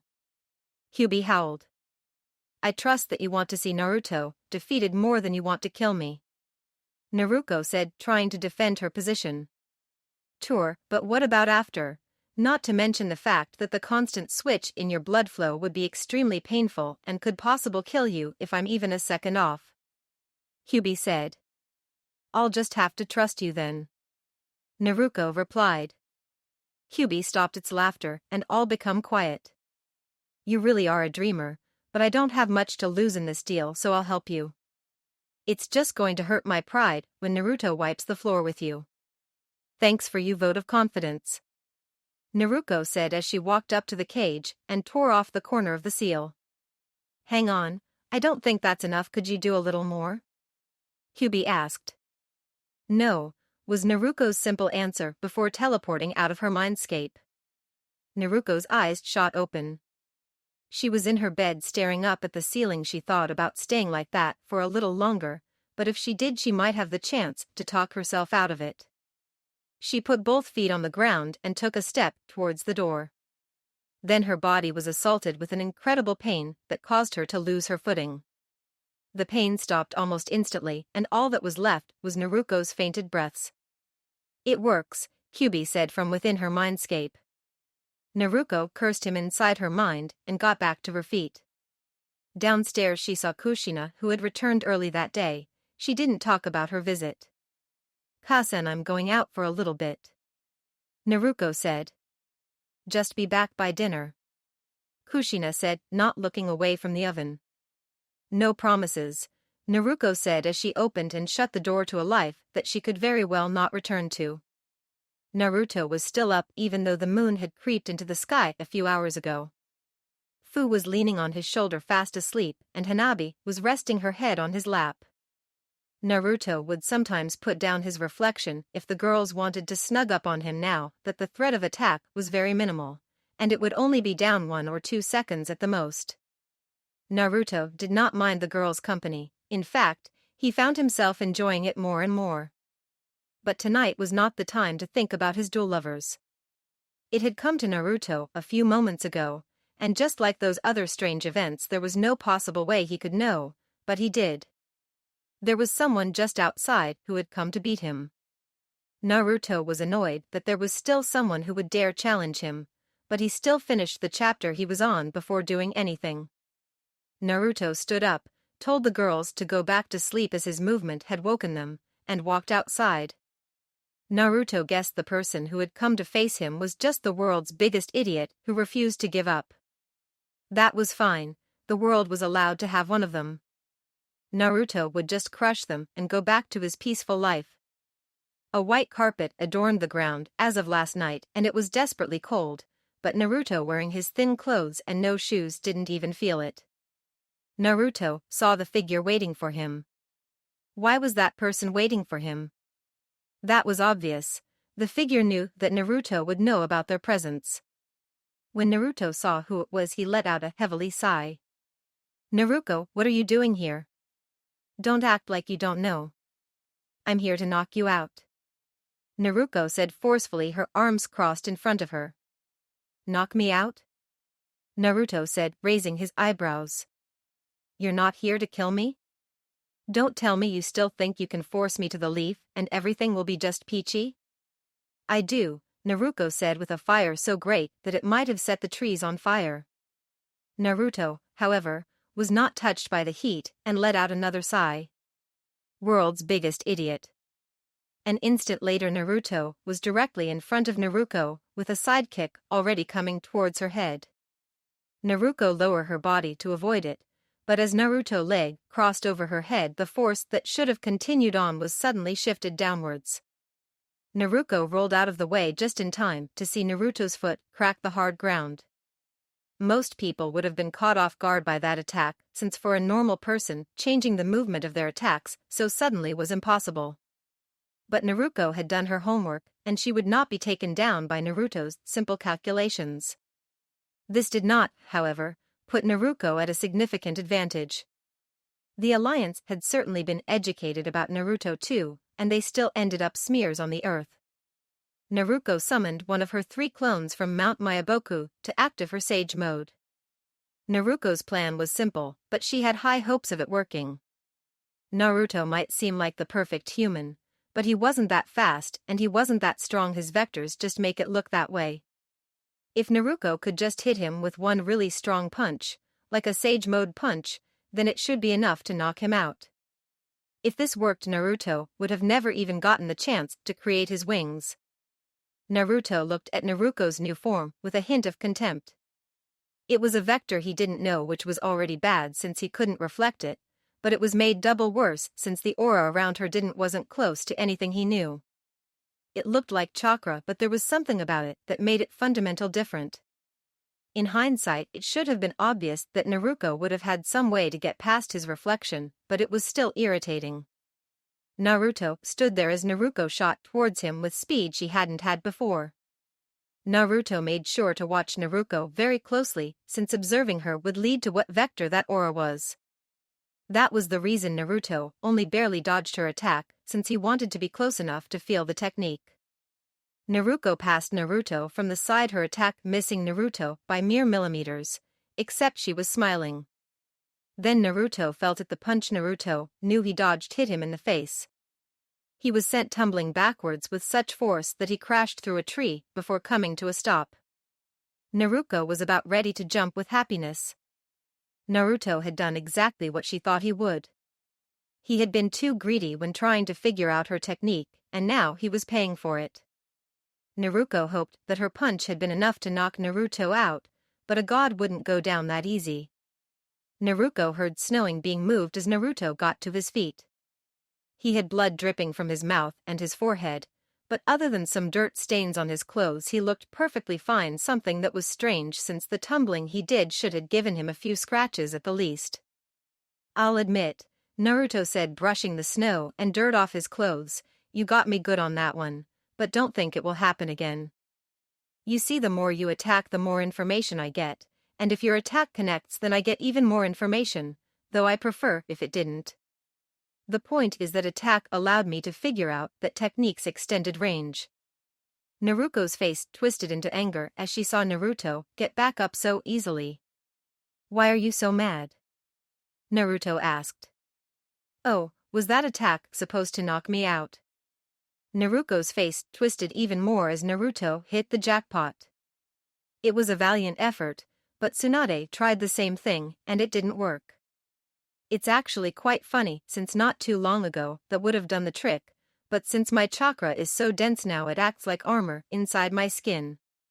That combined with me using my vectors to lessen the amount of damage my body takes on secondary damage like tumbling and whatnot makes me more suited to take blows like that, although my body is still weaker than most, so I probably will clock out if you hit me with a couple more of those."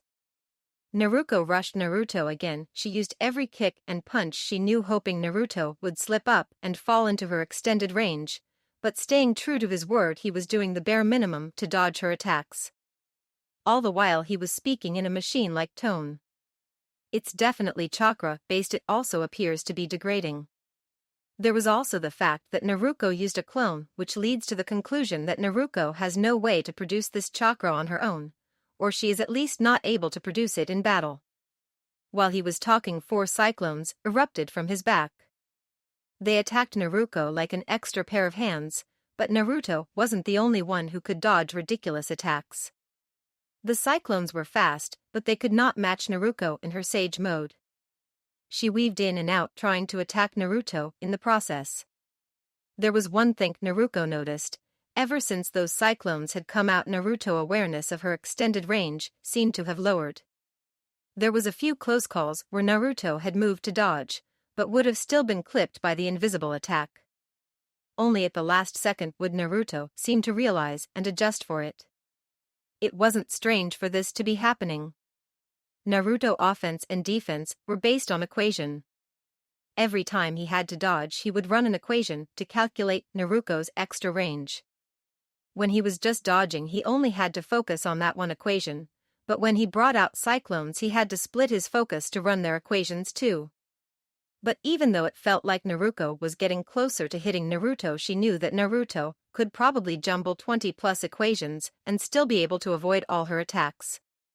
The real question was why Naruto had decided to start attacking.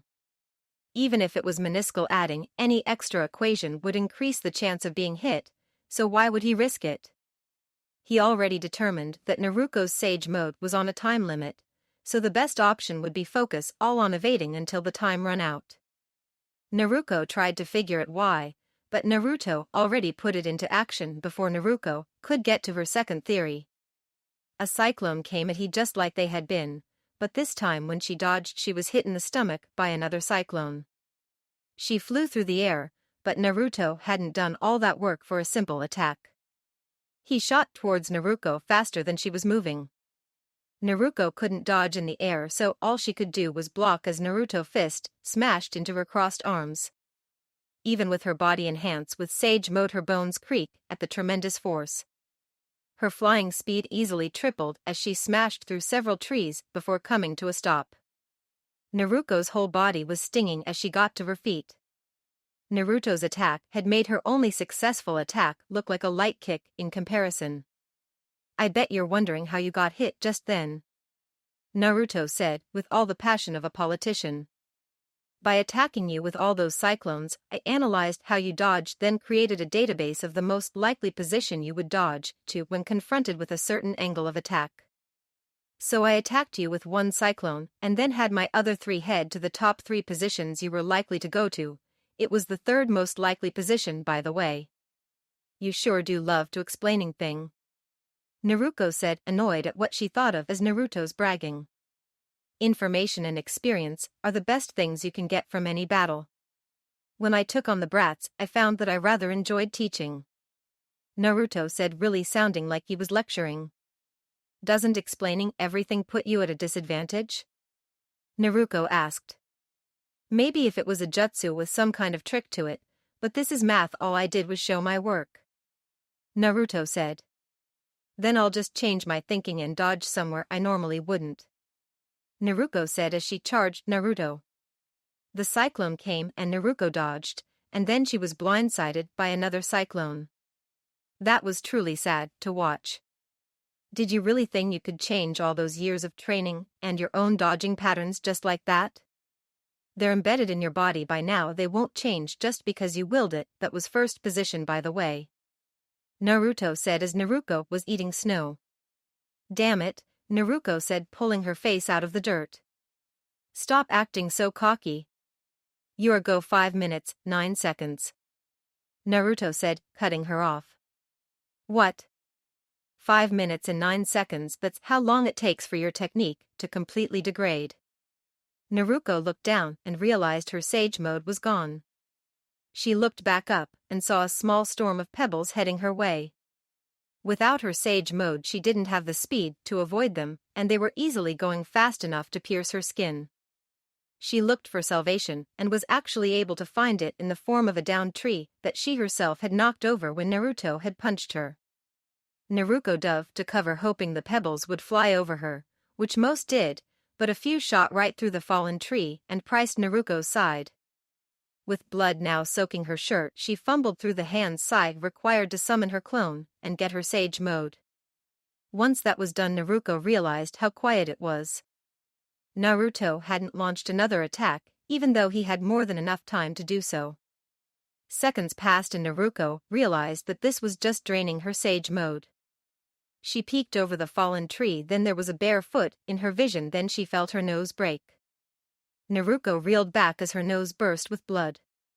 Her body was enhanced with Sage Mode. If that kick was strong enough to break her nose, then she was sure it could have knocked most people's heads clean off. However, that was just the initial attack. A cyclone tried to smash into Naruko. Naruko dodged, and she did so without getting hit by one of Naruto's other 3 cyclones.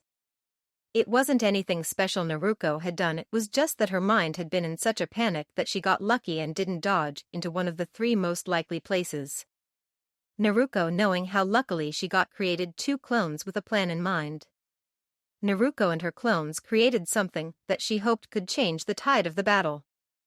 Naruto let out a soft whistle as his sister created Rasengan and then added her wind chakra to it. It looked to be truly dangerous, and it was no less so to Naruto since Naruko had added that strange chakra to it, but Naruto wasn't worried. Naruko would still have to get in range to use it. Naruko knew this. She had no way to make absolutely sure that her Rasen Shuriken could hit. She would definitely have to dodge his cyclone at least once, and that would lead to her possibly being hit by one of the other cyclones, but Naruto's prediction of her dodges wasn't perfect. Her 2 clones were no threat to Naruto since they didn't have Sage Mode, but they shared her dodge patterns. If they dodge a little before her, they would likely take up 2 of the top 3 spots. It wasn't a perfect plan since Naruko herself could easily dodge to the 3rd most likely spot and get hit, but Naruko believed that she would change her dodge patterns based on where her clone dodged and avoid that last cyclone. If only she could create one more clone without losing her Sage Mode, but she couldn't, so she would have to put her faith in pure luck. But Naruto didn't believe in luck, and when he saw the 3 clones run at him, he immediately swung the odd back in his favor by create 6 more cyclone to take up the top 9 spots Naruko was likely to dodge to. His 10th cycle swung at the group sideways, so all 3 of them would have to dodge it. Naruko paled at the sight of all those cyclones. Even with her 2 clones, she would have to go against her own body and dodge somewhere that she would never do regularly, and Naruto had already proven that was impossible. "Then let me dodge for you," a voice said from inside Naruko's head. Naruko felt her body move in an irregular direction and, against her better judgment, went along with it. The 2 clones were destroyed immediately after they dodged, but Naruko miraculously dodged to a spot that wasn't even close to the top 9. Naruko smiled with joy as she had finally broke through Naruto defense after that initial Sage Mode strike. Her Rasen Shuriken was in range. She swung it at Naruto, but he used his cyclones to shoot himself away from Naruko, just barely avoiding the edge of the attack. That was okay, because Naruto had made a mistake. He had created 10 cyclones, which as previously mentioned would lower his defense, so instead of making a complex dodge that would put in safe spot from other possible situations generated from an attack, Naruto only dodged to get away from the immediate danger. So when Naruko threw her Rasen Shuriken, he was caught in the danger zone with it moving too fast from him to avoid. "Damn it," Naruto cursed. That thing had enough power to tear his body apart, so he would have to stop it, and unfortunately there was only one way to do it. In an instant all of Naruto's cyclones disappeared and black wings exploded from his back. With speed that rivaled lightning, one of the wings smacked the Rasen Shuriken into the ground. An explosion rang out as dust and rock was shot into the air. The cloud did not last long, however, as one of Naruto's wings blew it away like a giant fan. "Naruko, I am truly shocked. These wings were meant to take on armies, to take on gods, but you, a single person, managed to force them out. Unfortunately for you, that means this fight is over." Naruko realized what Naruto was about to do and charged forward. She charged towards those wings that had paralyzed the shinobi word. She charged towards the person who was thought to be untouchable in this form. Pain shoot through her body as the Kyuubi reversed. Blood flow. Then an instant later Naruto reversed back to normal, but even with that terrible pain she still ran towards that nightmare. Naruko was sure that if her attack didn't work, then her mind would give in to the nightmare of the wings, and she would become paralyzed by the belief that Naruto truly was untouchable. But right now she was still able to move, because at this moment she was Naruto's nightmare. That attack had a 100% success rate, so defensive wasn't even considered, but Naruko had just broken that 100% and was now right in front of Naruto. Naruto stumbled backwards to avoid it, but defensive hadn't been considered, so when Naruko smashed her fist into Naruto's face, with all her power, the idea that Naruto was untouchable would be forever shattered. The ending that Naruto had won was starting to crack. Naruto's wings seemed to hiss in pain as his body was thrown to the ground so hard that it left cracks. Naruko was going to go in for another hit, but at that moment her Sage Mode ran out of juice. She jumped back a ways to summon her last clone. Meanwhile Naruto was slipping on the ground trying to get back up. Naruto's eye was swollen and his skull must have been fractured, but he still got up. How? Naruto moaned. My wings crushed an army, enslaved the Kages to my will, and finally gave me peace. You should not be able to oppose me. Naruto had that piercing glare that Naruko only now realized had not been present before. Naruko quickly dodged the wings as they tried to crush her. Naruto appeared to have given up on predicting her dodges and was going for pure speed, and indeed the wings were insanely fast. Naruko's Sage Mode was barely keeping her from being skewered, but that also meant that Naruto was leaving himself wide open. Naruko charged at her brother determined that one more punch would end it. Naruto must have really lost it since he didn't even seem to register that Naruko was getting closer. Naruko brought her right arm back and thrust it forward, but just before it made contact with Naruto he held his hand out like he was going to grab her fist, then, her wrist snapped. At that moment the battle stopped. The furious black wings were now swaying calmly. All that was left was a smile that seemed to cut Naruto's face in half. It was a smile that denied everything Naruko had worked up to, a smile that assured Naruto's ending would stay. I figure it out, were the only words that escaped through the gaps of that smile. Naruko was shot into the air and spun around like a yo-yo. It was as if an invisible hand was grabbing her leg. She was going so fast that it wouldn't be long before she puked. Unluckily for her the ride was brought to a sudden halt with the ground. Her ribcage shattered, and a soundless cry was let out before she was thrown back into the air. Naruko, who was in such pain, still awed at the beautiful landscape from so high up, and it gave her a sort of peace as she was free-falling in the wrong direction. The moment was all too short as the invisible hand grabbed her leg once more and Naruko was sent plummeting to the earth. When she hit that cold hard ground, vision to her left eye cut out as her eye socket collapsed. Naruko was battered beyond belief even if she had the strength to get up. The pressure that Naruto's vectors were using to pin her to the ground would have been enough to stop a Kage from moving. The invisible hands rolled her on her back and tilted her head up slightly so she could see Naruto walking towards her. He had a ball of plasma in his hand. His wings were swinging lazily behind him as their physical power was not needed. He was not, however, the untouchable god he was before. He was stumbling quite a bit and his eyes had lost their pierce. They were now filled with the spastic movements of a madman. It was a testament to how far Naruko had pushed him, but none of it mattered now this fight was over. Kit, we still might have one last trick we can pull, Kyuubi said. And what would that be? Naruko thought sarcastically. I'll add my demonic chakra to your sage chakra. I don't know what will happen and it's very possible that you'll lose the strength given to you by your nature chakra, but it will create an entirely new type of chakra that will free you from Naruto's vectors. Kyuubi said, sounding somehow passionate about this fight. That sound nice, Kyuubi, but the only reason nature chakra worked for so long was because Naruto had no idea how it worked. If we just combine two chakras, he already knows he'll figure out the vectors immediately. Not immediately. No matter how familiar Naruto is with the two chakras, there will still be a delay until Naruto can analyze both their properties together. Even if it's only a few seconds, we can still attack. Wow, Kyuubi, I thought you didn't care how this fight ended. Naruko thought. Things have changed. You showed me that this bastard can be beaten, and now that we're so close I don't want to see it end with him smiling.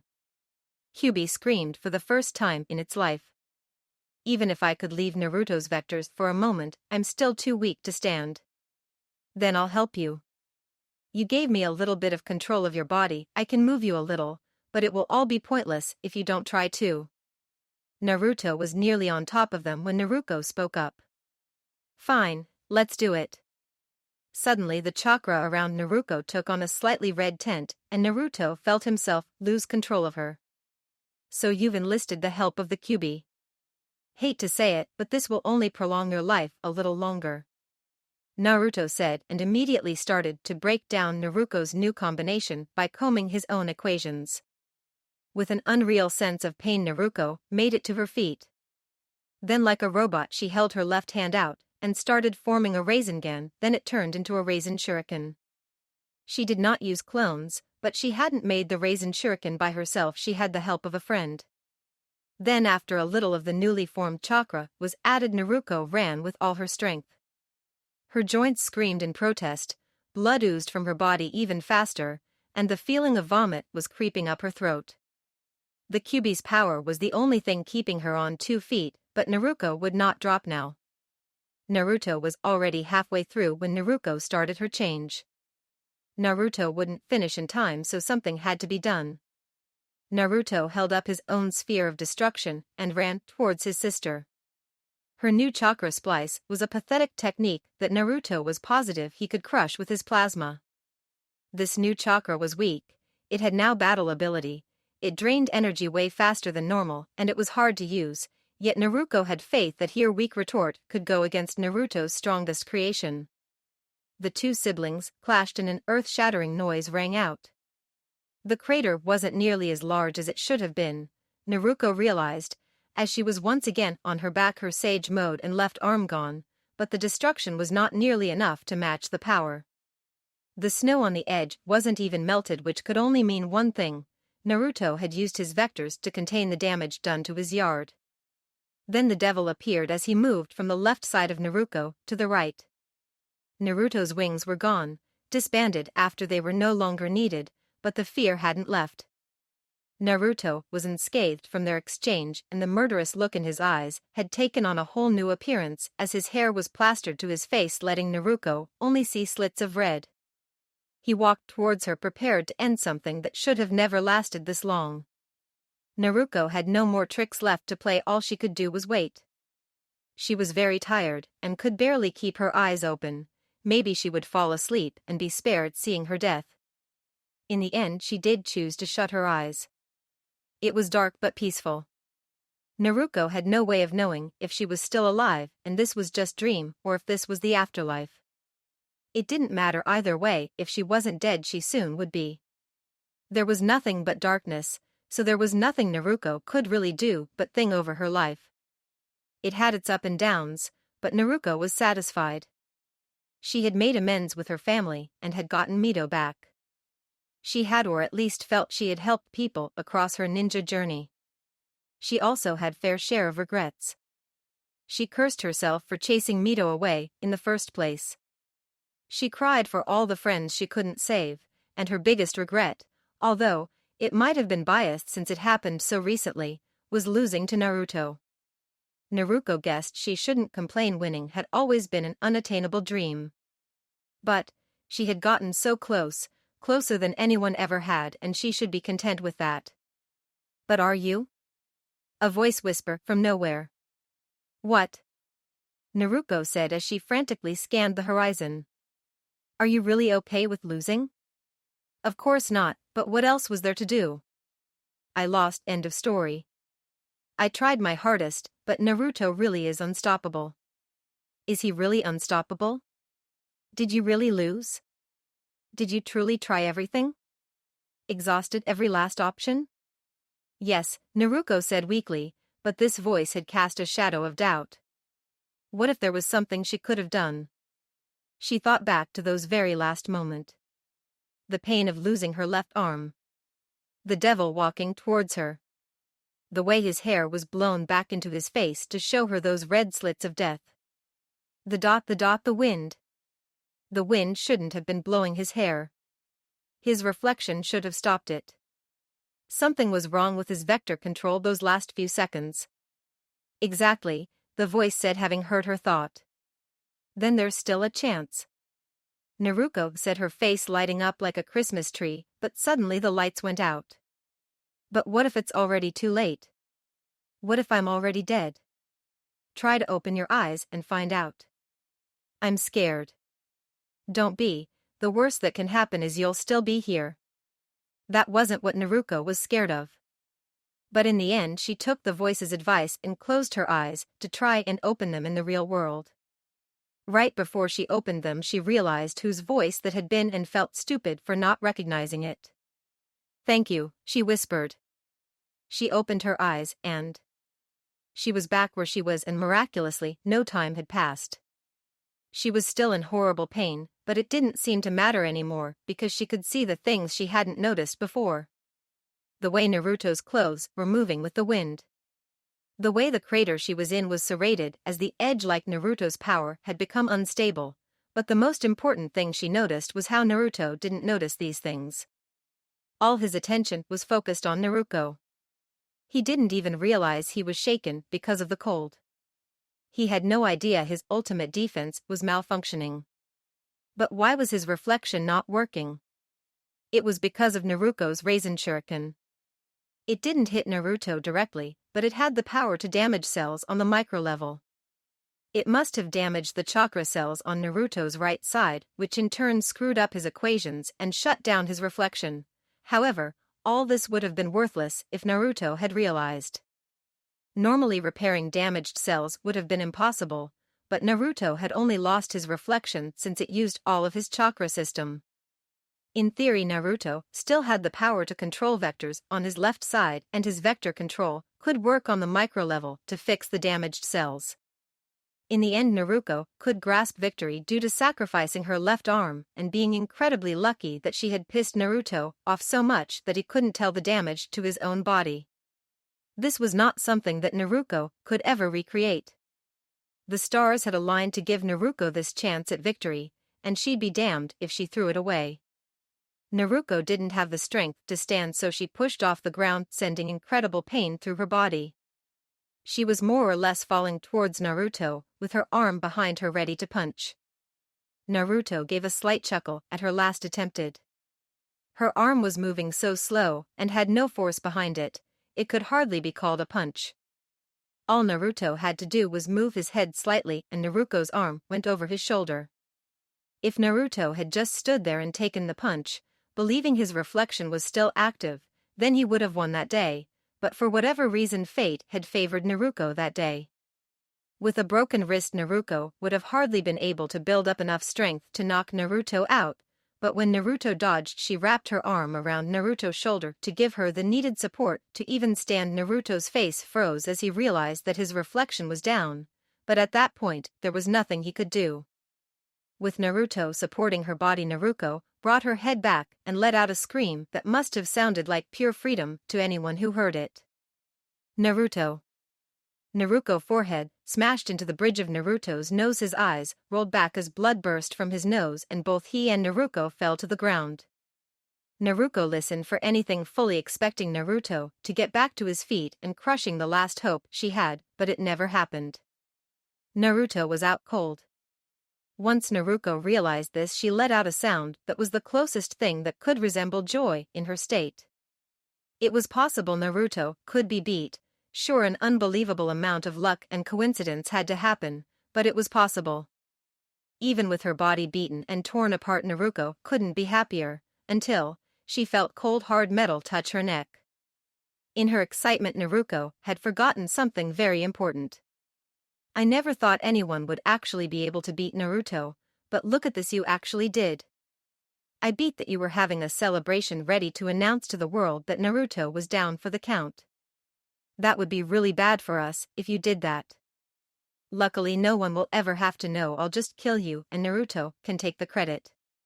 History books will just write you off as the last fool who dared to challenge God. Suigetsu pulled his sword back, ready to slice off Naruko's head. Naruko could help but cry. Everything she had done was about to be lost to history. As the sword came down, Naruko prayed that someone would figure out the truth. She didn't care if she survived, but there were others who did. Just before the sword cut the soft flesh of her neck, a golden chain stopped it.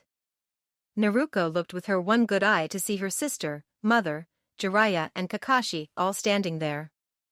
Don't worry Naruko, we'll take care of the foot soldiers. Minima said with a great big smile as she saw Naruto lying on the ground. Naruko couldn't believe they were here, but she couldn't do anything else than offer her own smile of gratitude. Then she promptly passed out. He had lost. That was the first thing Naruto realized when he woke up in a cell with so many chakra seals on him. It may have well been a second set of clothes. All Naruto could do was think, since all the prisoners' whispers had vanished the minute they realized he was awake. Naruko had been beaten, that much was fact.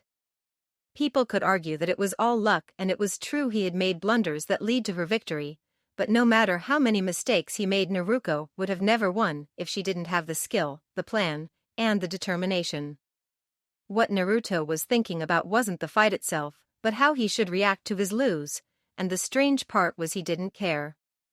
He had killed hundreds of people, destroyed the Akatsuki, and created a plan to become God, all so he wouldn't lose. One would think he would be smashing his head against the wall, but Naruto wasn't.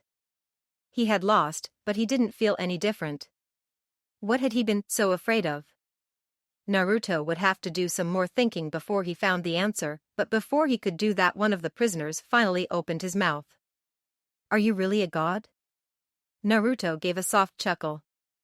That was an answer he had only found out recently. Don't be ridiculous. No human could ever become a god. Naruto was defeated by his sister? That's certainly unexpected. Kabuto said. Well, that's what happened, Zetsu said, although the damage done was incredibly one-sided towards Naruko. So the world's god has fallen back down to earth just as we were ready to strike him down from heaven. What a shame that is. Kabuto said. This just makes it easier for us, Zesta said. He's sitting in a cell just waiting to be taken out by Madara. Wouldn't it just be easier to let him be executed? Kabuto asked. I don't trust them to get the job done, and even if they do kill him, we'll have to start this whole jinchuriki hunt over again. It would be much easier to suck the 1-7 tails chakra out of him. If you're so worried about that, why don't we build an army like I suggested instead of just sending Madara? Kabuto asked.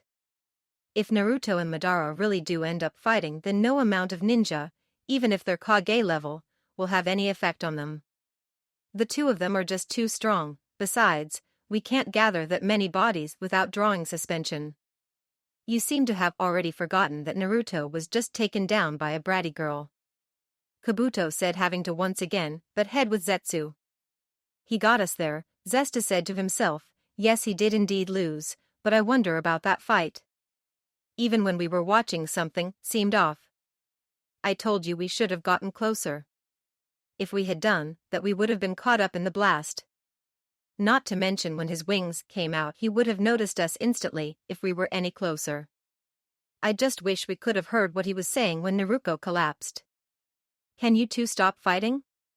I would like to get going before the sun comes up. Kabuto said. Naruko woke up in a hospital bed with her everything hurting. So you finally awake? Kushina said from the side of the bed. What happened? Naruko said, her mind still hazy from the pain and the drugs. Well, where to begin? You disappeared without telling anyone where you were going. Then after scouring the whole village, we finally pick up your trail only to realize you headed directly to Naruto's.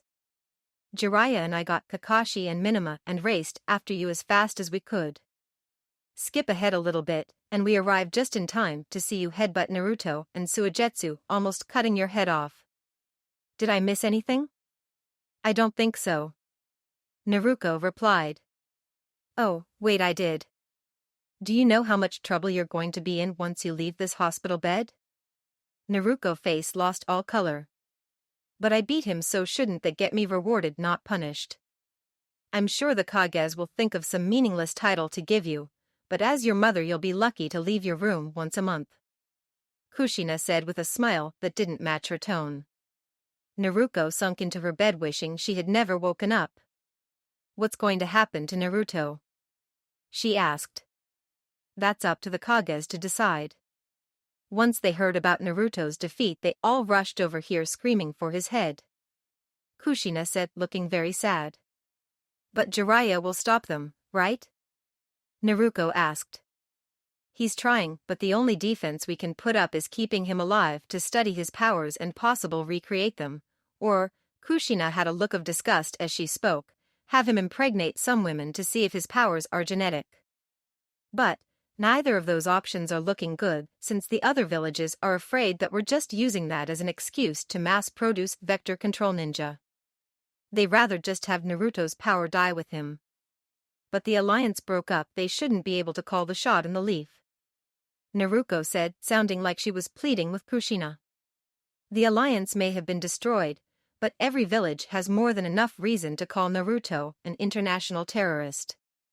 If we kick them out and decide what to do with Naruto on our own, a war is almost guaranteed to start. But if we have Naruto on our side, is that really a problem? Naruko! Kushina screamed, making Naruko sink even deeper into the mattress. Do you even hear yourself? Naruto might be your brother and my son, but he's proven time and time again that those things don't matter to him. If we let him out and gave him his powers, do you really think he'll just protect the leaf? But what if he's changed? Losing really does change a person, you know. Naruko said, in her defense. Naruko, I know you wanted all of us to be a family again, but it should be obvious to you that you can't just smash Naruto into our house and expect everything to go the way you want. Losing might change a person, but I highly doubt that it changed Naruto so much that he'd be willing to undo everything he's already done. But Naruko, I don't like it any more than you do, but it's time to face reality. There is nothing you can do at this point. While the Kages were busy discussing if Naruto execution should be a public display or a private matter, the man in question was incredibly bored.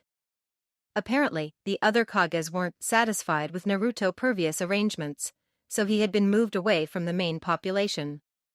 He was chained to a wall in a room that only had a single torch for light. Naruto was also positive that there were at least 4 guards behind a thick steel door that separated him from the main prison. Is all this really necessary? With all these chakra seal, I couldn't even pose a threat to a civilian. Well, whatever makes the big wings happy, I guess. Naruto said, letting his voice bounce off the walls. Naruto had learned a few things after thinking over his lose. 1. He was not a god. He had been arrogant to call himself one. No matter what anyone says, Naruto lucked out far too often during that fight. Now Naruto didn't put too much faith in beings of higher power, but the math didn't add up for the number of times Naruto had escaped death. The only explanation, at least in Naruto's mind, was that there had been some sort of outside interference, at least before his wings came out. But that was just a small inquiry that he learned immediately after the fight. The second thing he learned had been what he had sought after, and now that he knew it, he felt like an idiot for not realizing it before. Naruto had always looked for ways to expand his powers. After all, the more options he had, the better. His lose, however, showed him that although expanding his views had not been wrong, he should have used what had already been given to him more effectively. In other words, he needed to condense his thinking both metaphorically and literally. Suddenly, Naruto's cell started to rumble as small pebble-sized pieces of the roof dropped to the floor. The steel door to the cell burst open and 6 guards swamped in, only to see Naruto, still restrained and without any power. Sorry to disappoint you, but I haven't suddenly regained my power. This was caused by someone else, although I don't think I can say I'm not a primary factor of what's about to take place. Naruto said with a smile that no one had ever seen before. He almost looked excited. The rumbling had been caused by the leaf's gate being blown to pieces. Ninja rushed to the scene, weapons raised. Smoke was everywhere, and any ninja who wandered in was immediately thrown back with their head missing. Since whoever was the cause of this was obviously incredibly dangerous, the best strategy was to wait for the smoke to clear, then fire everything at the person inside. But the person behind it didn't have time to wait for the smoke to be blown away, so he stepped out himself, giving the leaf ninja quite the shock. In front of them stood someone who should have been dead. So this is what has become of the leaf. I must say, I'm very disappointed. Then, as if the leaf ninja elite were statues, he began his attack. A blood rain soon followed. Kages. Someone yelled as they ran down the halls of the Hokage Tower and broke into the meeting room. It's an emergency. All the Kages were on their feet in an instant. Did Naruto break out? A said. No, it's not that. Madara Uchiha just destroyed the gate and is slaughtering the village. The messenger panted out. Madara should be dead? Mei said, overcome with confusion. It could be an impostor. The Kazekage mumbled. No matter whom it is, they must be power if they were willing to invade the leaf on their own. Jiraiya said. There's only one reason such a powerful opponent would appear at this time. A said. We don't know for sure if this has anything to do with Naruto. Jiraiya retorted. I bet my life that this Madara Uchiha is here either to kill or free Naruto. The Tsuchikage said. If he is here for Naruto, then that's all the more reason to stop him. A said, looking at Jiraiya for support. I'll order all active ninja that were facing a village-wide crisis. Jiraiya said in response. We better head out. A said. No need to worry about that. A voice said right before a human smashed through the large window of the meeting room. I took the liberty of making my way here. Not even a minute later, the top floors of the Hokage Tower were blown away by a massive explosion. Minima and Mito saw the explosion from their house. What the hell is going on? Minima said as she watched giant chunks of building fall on the village. Did Naruto escape? I doubt it, Mito said. Even if he did, he's not going to go and attack the village. He probably would have gone up there and tried to negotiate to get his previous position as the cash dump back. But I don't think he would start going on a killing spree. He's not as evil as you believe. So who is it then? Minima asked, rather irritated that Mito looked so calm. My guess, someone who saw their chance to kill Naruto now that he's a sitting duck.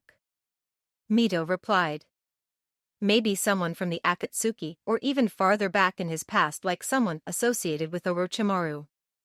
I'm going out. Minima said as she headed for the door. You sure you want to do that? That person has the balls to take on all 5 of the Kages. You'll be crushed. Mito said, stating the obvious. I'm still a ninja of this village, so it's my job to go. Minima replied. It's your life.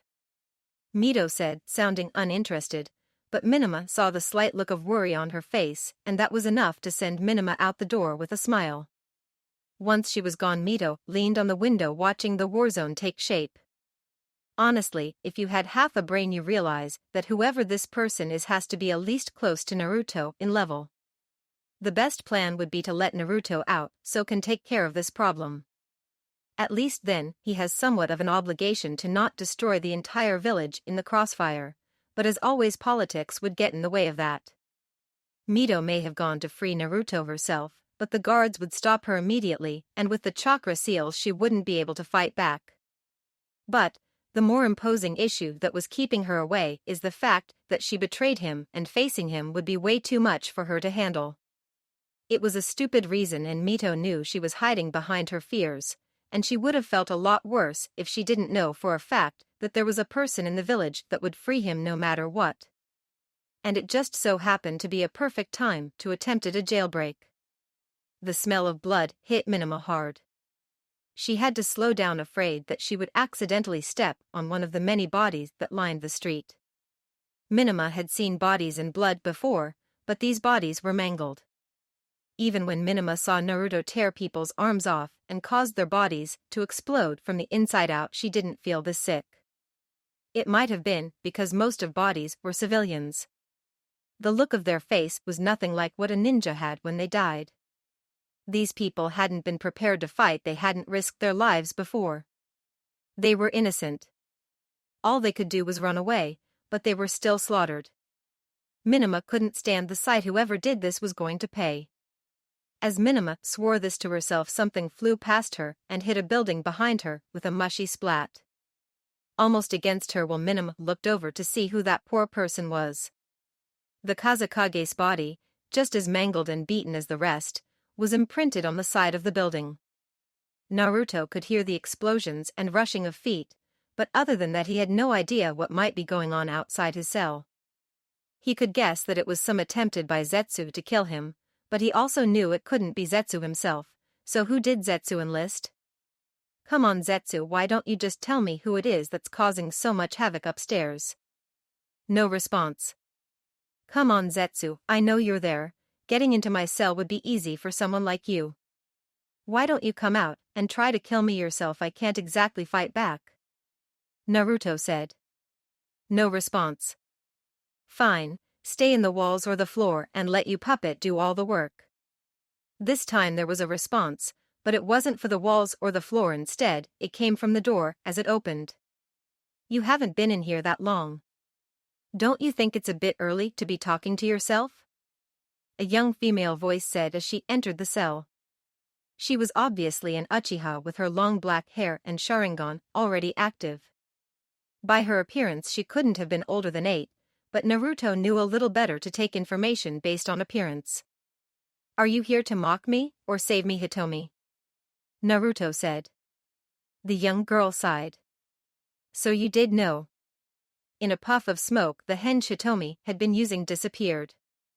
How did you know I was still alive? I didn't tell anyone. I keep a lot closer track on my students than you might think. Naruto said with a cocky smile. Suigetsu ability to get information for water really is helpful. Besides, I always knew that you could beat Itachi. You can't be serious. That bastard took a scythe to the side and didn't even lower his speed. If I hadn't cast my own jinjutsu on me using the scythe's reflection, I really would be dead. And don't even get me started about getting a body double to fool the leaf autopsy. But you did it. Naruto said with a smile that actually made it seem like he was proud of her. So you just assume, because I was alive, that I would come and save you. What if I was a traitor like Mito? Hitomi said. It was always possible you wouldn't come to get me, but it was a low one and I had a backup plan just in case. So what have you been up to? I assume you didn't fake your death for no reason. Naruto asked like he was reminiscing with an old friend. I realized a while ago that killing Itachi wasn't going to make everything right. His death wouldn't bring back all the people he killed. So I thought about what would happen to all the other Uchiha when Itachi was dead. I might not like it, but the truth was Itachi was the only sort of guidance for those kids, the only person who could teach them. If I just killed Itachi and ran off I would be just like him, so I decided to help them, and what I found was awful. When I went in under a henge, I thought I would have to cast a jinjutsu on the staff, so they would think there had always been 12 orphans instead of 11, but they didn't even notice the difference. The staff didn't even bother to learn their names, that's how little they cared. Outside wasn't much better. People would keep giving dirty looks and I heard all sorts of things about how they were all the sons or daughters of traitors and how they should be punished for their parents' crimes. Like having everything taken away from them and their family slaughtered wasn't enough.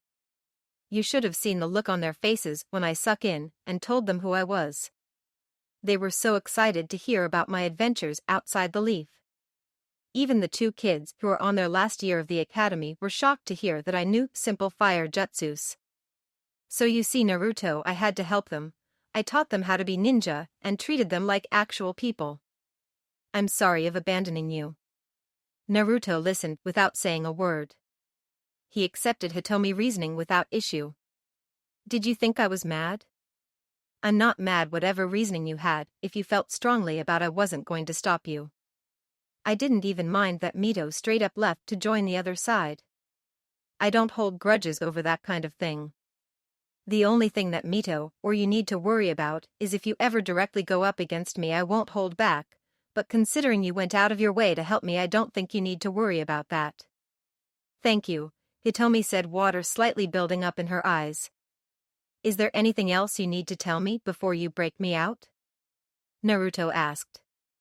Mito apparently felt bad for the Uchiha orphans and came to visit when she was released for prison, and since she cared enough to remember how many were left she discovered I was still alive. I talked to her a little bit, and while it seems like she regrets leaving you she also had no intention of helping you. That's fine, anything else? Naruto said, waving it off. Well, I kind of accidentally made the Uchiha clan your fan club, Hitomi said, blushing in embarrassment. It's not my fault, it's just those stories I told must have made it seem like you were the perfect teacher, which must have resonated with them. Once they heard you were captured, they started a plan to free you. Luckily I stopped them, but they offered up their rooms as a safe house for you to hide, although I doubt you'll need it. I appreciate their concern, but I don't need to hide. Now can you please remove these chains and chakra seals? Naruto said. Hold on just a minute, I spilled the last 3 months out on the table for you. Now I want you to answer my questions, Hitomi said, sounding like a mother scolding her child. Shoot, Naruto said, shrugging Hitomi's tone off. Why did you lose to Naruko? She was too strong. Bull. I don't care if she's the Nine-Tails Jinchuriki, there is no way Naruko could beat you, especially if what I've heard about your winged form is true. That's what happened, Naruto said, shaking his head at Hitomi's disbelief. I'm not freeing you till you tell me, Hitomi said, angry that Naruto was keeping things for her. They stared each other down for a good 2 minutes before Naruto accepted Hitomi's stubbornness. All right, fine. I may have given her some help during our fight. What kind of help, and more importantly, why would you want to lose? Hitomi said, still annoyed with Naruto. I'm sure you heard that losing changes a person more than winning. I want to experience that. That was the first reason, although don't be fooled, if I just handed her the win then I wouldn't change and it would be pointless. So you plan to have Naruto beat you from the beginning? Hitomi asked. Not at first, I was just going to crush her for disturbing my peace, but she was doing better than expected, and that's where I reached my first conclusion from losing, that I am not a god. So despite what you may think, that first part of our fight was completely genuine. It's when I brought out my wings that she needed some help. The moment I decided she had the potential to truly beat me was when my blood reverse didn't kill her instantly. I could have just keep spamming that attack and sooner or later the Nine-Tails would screw up, or the pain of having her blood reversed and unreversed over and over again would have killed her, but I had decided to start my help at that point. I refrained from using my most powerful moves, but even then the extra range of my vectors and my plasma was too much. So my second helping step came when she was near death, and I needed to give her the hope needed to see that I had neglected to repair my reflection after she damaged it with her Raisin Shuriken. And what would the second step be? It's hard to explain, and I can't demonstrate it unless I have my vector control, so may you pretty please take off these chains. Hitomi sighed. Naruto obviously had no idea what it meant to truly lose. All he had done was pull the bell test, where the teacher would hold back to give their students a chance. All Naruko had done was successfully snatch the bell. Well, maybe when you're as strong as Naruto, that's the biggest lose you can have. But, Naruto, I can't believe that you destroyed your peaceful life and got everyone arrested just to see what would happen if you lost. You're the strongest already, why would you even need to change? Oh yeah. The more important reason I got myself captured has to do with what's going on above us. You see, my new life wasn't perfect peace. There was an overgrown weed infesting my house. I might be the strongest ninja alive, but every time I tried to sever this pest it would run away before I could. I knew it was planning something, but it wanted to make sure everything was ready before it strangled me. Not wanting it to have the upper hand, I decided to dangle some bait that it couldn't resist, Naruto said. So in other words, you got captured to force Zetsu to act, Hitomi said plainly. Way to ruin my analogy, but yes, that's the reason, Naruto said, sounding honestly hurt. Suddenly another explosive rocked the cell. And from the sound of it, Zetsu got someone truly powerful. From what I hear, it's Madara Uchiha, Hitomi said with a bucket load of skepticism. I see, that would make sense. I hope it's not an imposter this time, Naruto said, looking up with a smile on his face. Hitomi realized that Naruto was displaying an emotion he never had before, excitement. It was so strange to see Naruto look forward to a fight. He was normally nonchalant about it, and only did it because he had to. Even when he looked like he was enjoying himself, it was just because something unexpected happened and Naruto found it interesting. It was so strange that Hitomi just had to ask. You sure look happy. Did those 3 months of peace bore you? Hitomi asked. No, I was very happy with my peace, and after today I plan to return to it, but even if this had nothing to do with me, I don't think I could keep myself out of this fight. Naruto said, his leg actually shaking in anticipation. His repose was even stranger than his actual excitement. Naruto never went out of his way for a fight, so why did he want to now? Why? Was all Hitomi could say. Imagine it like a game. I played and got the high score. It wasn't a slightly better high score either, it crushed second place. Then I played again and got an even better high score. This kept happening until my score was so high that nobody else even had a chance. I might be able to play again and beat my old high score, but when it's so high, what's the point? So I stopped and went off to my peaceful life. But a little later someone comes along and actually beats my high score, but they didn't beat it by huge margins, they barely squeaked by. So the question is, who is the best player? That's why I want to fight him so bad, not because I have to go back to my peace, but because he's the only person in the world right now who can match my skill. Don't you think you're jumping the gun a bit? Just because he's causing huge amounts of destruction up there doesn't mean much to you, and you vector control. Hitomi said, surprised that Naruto was putting this guy on such a high pedestal. You're right, he might just be a dirty cheater, but if that really is Madara Uchiha, and I bet he is, then he was the best player before me. It only makes sense Zetsu would choose him to kill me. Naruto said, still smiling. Fine, let's get you out of those chains. Hitomi said. A few minutes later the chains were gone, and the seals removed. Oh man, it feels so good to be free. Naruto said, stretching out. You know you weren't in there all that long. Naruto was never meant to be locked up. Anyways, let's go get the other. I thought you were going to show me how you helped Naruko the second time. Oh yeah, I almost forgot. Naruto said. I just used this little trick to motivate her. Hitomi's eyes widened, not because of anything she saw, but what she heard. Sound was just vibration going through the air. Naruto had taken control of those vibrations to change the pitch of his voice, and it sounded exactly like Mito's voice. There was no need for any more explanation. It was so unfair. Naruko had worked so hard to defeat Naruto, and it finally looked like things were going to return to normal, but then this happens. Why did they have to defeat one god only for another one to show up? There was nothing Minima could do. She was just part of the scenery to Madara's one-man war. She was thrown around like it was nothing. An aftershock from Madara's fight against Akage sent her into a brick building.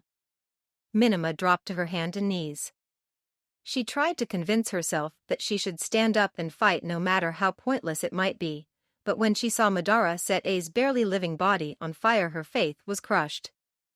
People could say anything they wanted about her sister, but if she stood up to Naruto under these same conditions, then she was the bravest person ever. Unfortunately, Minima was not. Resorting to the most pathetic thing anyone had ever seen from a ninja, Minima started crawling away. However, something happened that stopped her before she could really start. A foot stepped in front of her. The complexion of the skin was all Minima needed to see before she realized who it was. Slowly looking up, she met the cold eyes of her brother. It wasn't fair. It wasn't fair. After all of this, after all Naruko had done, Naruto was walking free.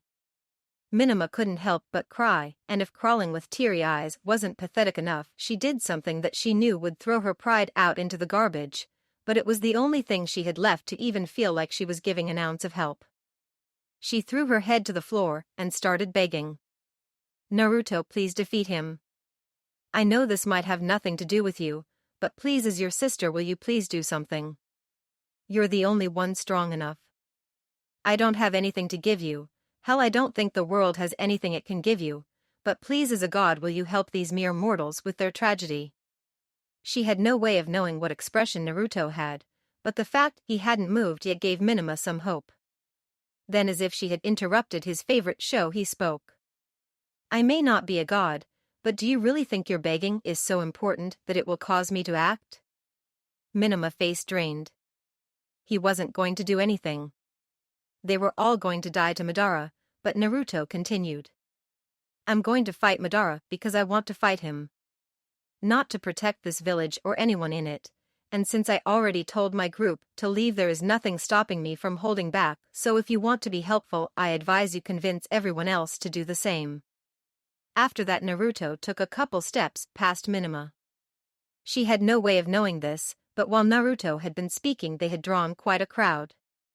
Madara Uchiha being one of them, the rest were ninja too shocked to do anything. Once Naruto was completely past Minima, Madara seemed to teleport in front of him, swinging an kunai at the side of his head. Die, was all he said before the kunai came into contact with his reflection. The kunai shattered and Madara's arm was twisted in a weird way. How about you? Naruto said, quickly placing his palm on Madara's chest. A second later, Madara's body exploded in what looked like scraps of paper. Did he not know about my vector control? Naruto asked himself. The ninja there could barely register what happened. The person who they couldn't even land one hit had been taken down in a single move. They didn't know if they should start celebrating or turning their weapons on Naruto. But neither decision was viable after a couple seconds when those scraps of paper gather to reform Madara. I see you must be my target. Madara said. Good, I thought that attack may have really killed you, but it looks like you've gained some sort of immortality.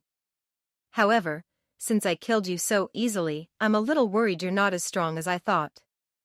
Naruto said. You shouldn't, because that won't happen again. What you should be worried about is the fact that you only have one life. Madara said, using a jutsu that summoned some sort of fan. You don't really have another chance either. Naruto bragged. Since I saw how you reformed right then, I know how it works. The next time I break you, you'll stay broken, so please don't disappoint me. All the ninja surrounding them at that point realized that staying here would only bring them death. Leaving their pride behind, they bolted away from destruction the fight was sure to bring. Within a minute, the battlefield that had been filled with people and noise was empty and quiet.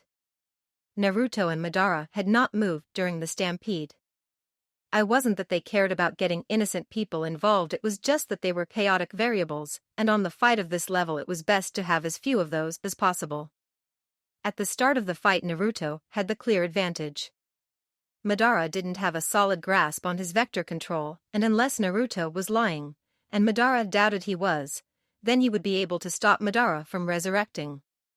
Given these conditions, it was only natural for Naruto to take the initiative. A hail of pebbles bombarded Madara's position. He brought up his fan to protect himself, and when the pebbles hit, they were reflected back at Naruto. However, he had already moved from that position. Madara felt a pressure on his fan that was not being reflected, and a moment later the fan shattered as Naruto broke through. Come on, reflection is my trick, Naruto said as he took a swing at Madara. Madara jumped into the air to avoid Naruto's attack. A blade of air passed through where Madara had been and cut the ground in half, but Naruto had already jumped before the attack was fully completed. Madara had timed his jump so he wouldn't be in air too long, as such Naruto was still in the air when Madara had landed. He quickly did a few hand signs to flood the streets and send an electrical current through the water. You might be able to reflect thing, but you have to land somewhere, Madara said. Naruto looked at the sparking death below him and let out a laugh. You really are amazing. You figured out this flaw in my ability way faster than anyone else ever did, but it won't be enough. A cyclone of wind shot from Naruto back, propelling him past Madara's homemade fryer. Naruto fell right behind Madara with a cyclone about to launch. Now it's my turn, Naruto said, but right when his foot touched the ground his body stiffened from the painful electric current that shot up his foot. Naruto gave a quick yelp of pain before jumping back into the air. Damn it, he casted a jinjutsu to make it look like the water stopped sooner than it did, but when did he do it? Naruto would have to dispel that jinjutsu, otherwise he wouldn't know where he could safely land. He sent the command for his chakra to go haywire. The water filled into to match the reality, but before it was completely finished, Madara jumped up and punched the side of Naruto's face. Madara's arm twisted and snapped unnaturally, but the punch did indeed connect with Naruto's cheek. Naruto was set flying through the wall of a nearby high-rise. Madara landed gracefully as his arm snapped back into place. He watched the rubble fall into the building's newly formed hole, kicking up dust and plaster. Suddenly, the back end of the building blew out, revealing a cyclone that was easily 20 times larger than Naruto's normal cyclones. The propulsion of the cyclone forced the building toward Madara as it started to collapse. Normally Madara would have plenty of time to dodge something like that, but Naruto's cyclone was giving to an incredible amount of extra speed. Madara was barely able to force his way past the building, but as it fell it hit the electric water, causing it to shot everywhere. On top of that, 20 of Naruto's normal cyclones burst from seemingly random point on the building. It was a strain for even Madara to dodge all these incoming variables, but he still saw through Naruto's actual plan. In one of the cyclones you could barely make out a human silhouette between the raging winds. Naruto must have hidden himself inside so he could pop out behind Madara when he dodged, but Madara was not so easily fooled. When that particular cyclone came, instead of dodging, Madara used a powerful wind jutsu to disperse the cyclone. Right when the attacks collided, Madara felt something grab his leg, and only then did he realize he had been fooled. The silhouette Madara had seen had not been Naruto. It had been one of the many ninja Madara had killed beforehand. That meant the thing grabbing Madara's leg was the real threat. Madara could swear he heard Naruto say, "It might be the oldest trick in the book, but it still works." Madara didn't give it a second thought, and with a quickly made lightning jutsu severed his leg. Madara jumped back a ways to put some distance between them. Naruto must have realized what Madara had done, because the leg did not explode like it surely would have if the rest of his body had been attached. Naruto instead climbed out the ground with a smile of his face and the leg in his hand. The smile was warped due to Madara's punch dislocating his jaw, but a push from his opposite hand and a grotesque crack was enough to fix it. The leg was twitching as it was alive. Under normal circumstances, the leg could have broken into the scraps of paper to escape Naruto's grasp and return to Madara's body, but Naruto was clearly doing something to prevent that. "You really are everything I hoped you'd be, a person who truly forces me to go all out. Without knowing much about my power, you were able to exploit a weakness that no one else has, even after doing instant study into my power. To hit me in that 1-second window where my chakra is a little screwed, which also screws my equations slightly, when I dispel a genjutsu is really impressive. Although I guess it didn't work out perfectly," Naruto said, remembering how Madara's arm had still suffered the effects of Naruto's reflection. "My Sharingan see everything," Madara said. "It wasn't hard to figure out that your power comes directly from your chakra." "No, it's more like your power is your chakra. Once that was discovered, it was easy to see what I had to do. There is no way to dispel a genjutsu without disrupting one's own chakra. In other words, you have to mess with your own power to dispel a genjutsu. See, this is what I'm talking about. You dissected my power so easily, but as I'm sure you already realized, I'm not one to be brought down so easily. How many times have you tried to trap me in a genjutsu during this conversation?" "By my count it's 32. Madara hissed in annoyance at Naruto's jab. "Not to mention," Naruto said, waving around Madara's leg, "you suddenly have acquired a huge disadvantage." "It's only a temporary setback," Madara said, letting his Uchiha arrogance out. "As soon as you discard my leg it will return to me, unless you intend to hang on to it for the remainder of this fight." Naruto laughed at Madara's logic. "You're right, I don't tend on carry this pointless thing around, but I also don't intend to let you make use of it." Madara raised an eyebrow at Naruto's rambling, but it wasn't long before Naruto demonstrated what he meant. Previously Naruto's attack blew Madara's body apart, but this time his leg was churched like walls were pushing in on it from all sides. It continued to contort until it finally resembled a ball, but even then the invisible walls did not stop. They continued pushing down, forcing what could once have been called a leg even smaller. Eventually, it became a small ball of flesh that could easily fit between Naruto's fingers. When a toy breaks, as long as you have all the parts and the know-how, you can put it back together. But if a single section of any part is missing, then there's no way to put the toy back together without bringing something from the outside, even if all that was missing at the empty space between the parts. Naruto let go of the tiny ball, and it immediately flew to Madara to try and reattach itself, but no matter what it did, it could not regain the mass to make it a full leg. It tried to unravel and break apart, but it would not gain the area necessary to remake Madara's leg. In the end, it just speared across Madara's stump of a leg, not even adding a centimeter of length back. I can't tell you how stupid I feel for only just recently figuring this out, Naruto said with a hint of regret. I mean, come on, it should have been obvious that condensing things and working on the micro level was way better than expanding and large-scale work. My two best moves came from condensing, plasma from condensing wind, and my wings from condensing chakra. So why did it take me having to repair my chakra networks after Naruko sliced the cells to figure this out? Oh, but I've started rambling, haven't I? You came back from the dead to lose to me, so I won't prolong it anymore. Kabuto was observing the battle from a ridge outside the city walls. He wasn't the only one either.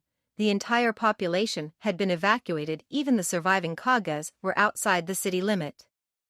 Who could really blame them? Those two monsters had already destroyed an entire district, and to the Leaf civilians who have never seen so much destruction, it must have been a nightmare. The only people in the crowd that didn't have looks of horror were the group of Uchiha orphans situated far away from the main crowd.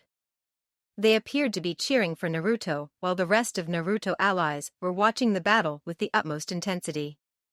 Kabuto, however, would not just watch. It was becoming clear the Madara would lose if he didn't get some help. It might have gone against what Zesto wanted, but he was an idiot, so what did it matter? The first thing Kabuto did was transfer all the information on Naruto's powers and weaknesses into Madara's head. That would give Madara the ability to produce better plans of attack. The next would be giving Madara some much-needed assistance. Kabuto already had a couple of dead Kages that he could make use of, and stealing some sacrifices from the crowd wouldn't be too difficult.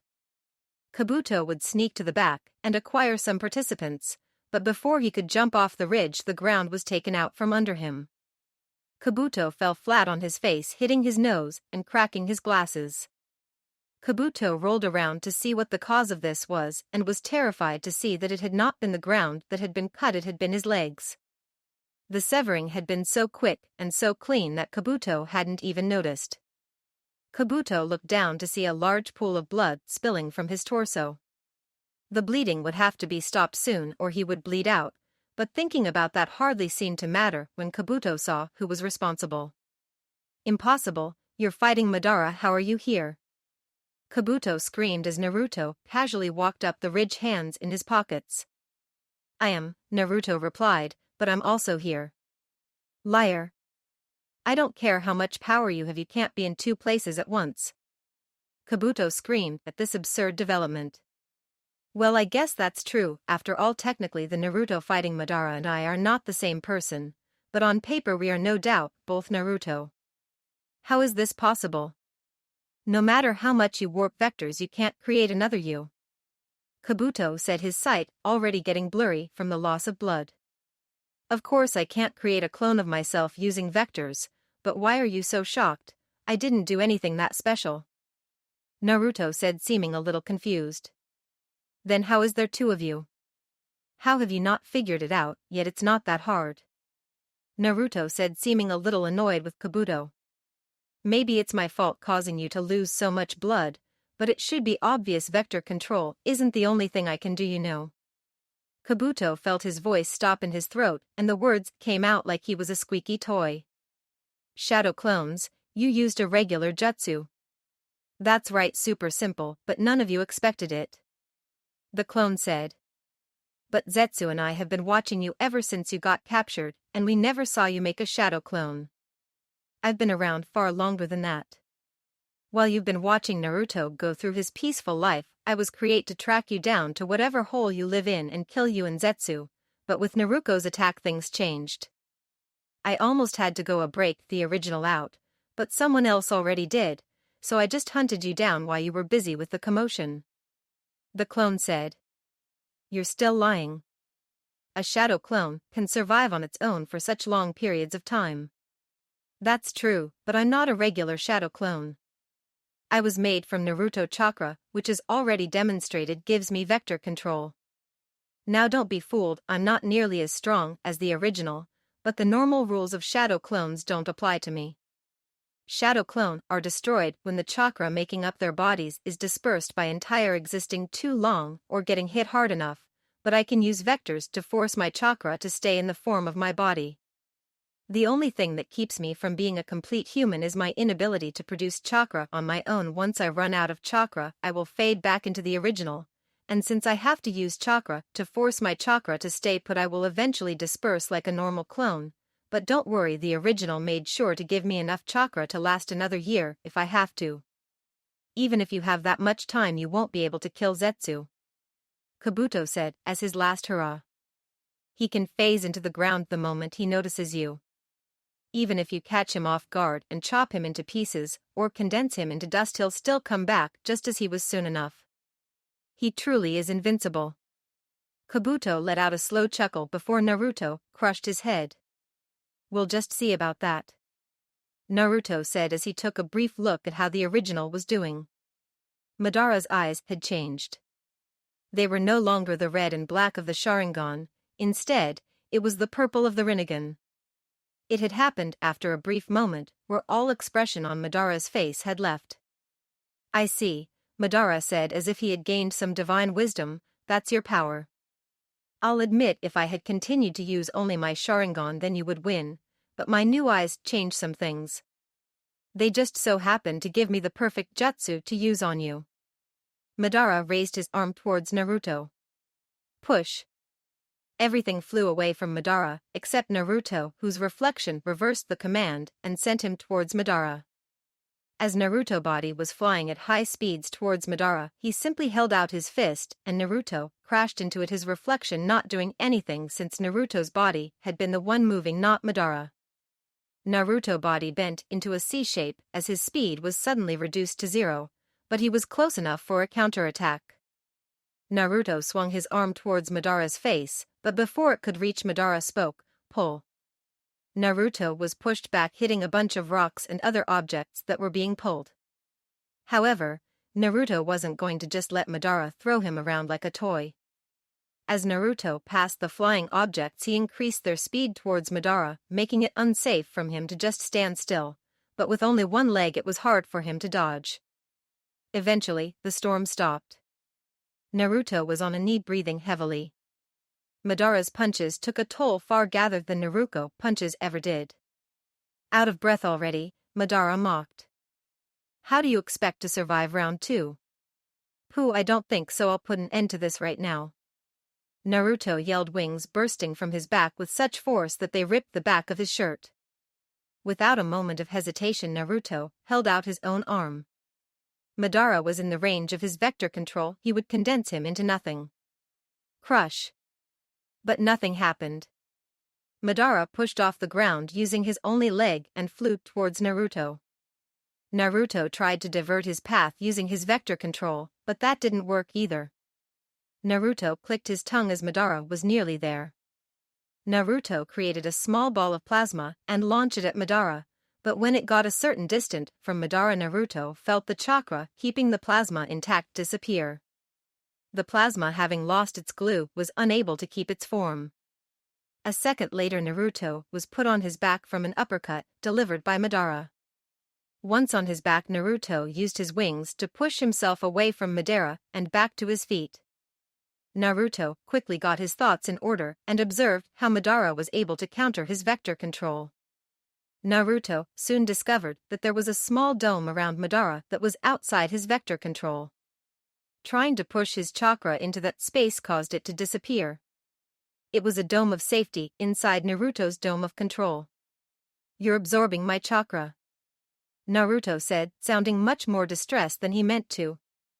That's just one of the powers of the Rinnegan. It must be really bad for you since without your chakra you have no combat skills. Madara said, satisfied he had broken Naruto's control. It might be true that without my chakra I wouldn't be able to do much, but you little eyes haven't taken away my chakra.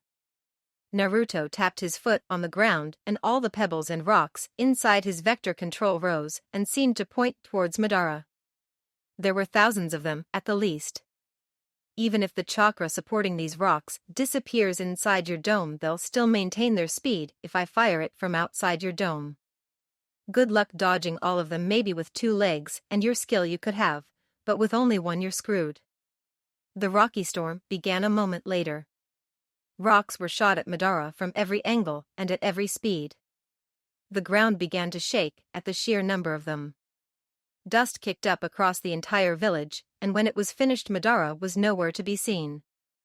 Naruto was very confused and a little shocked.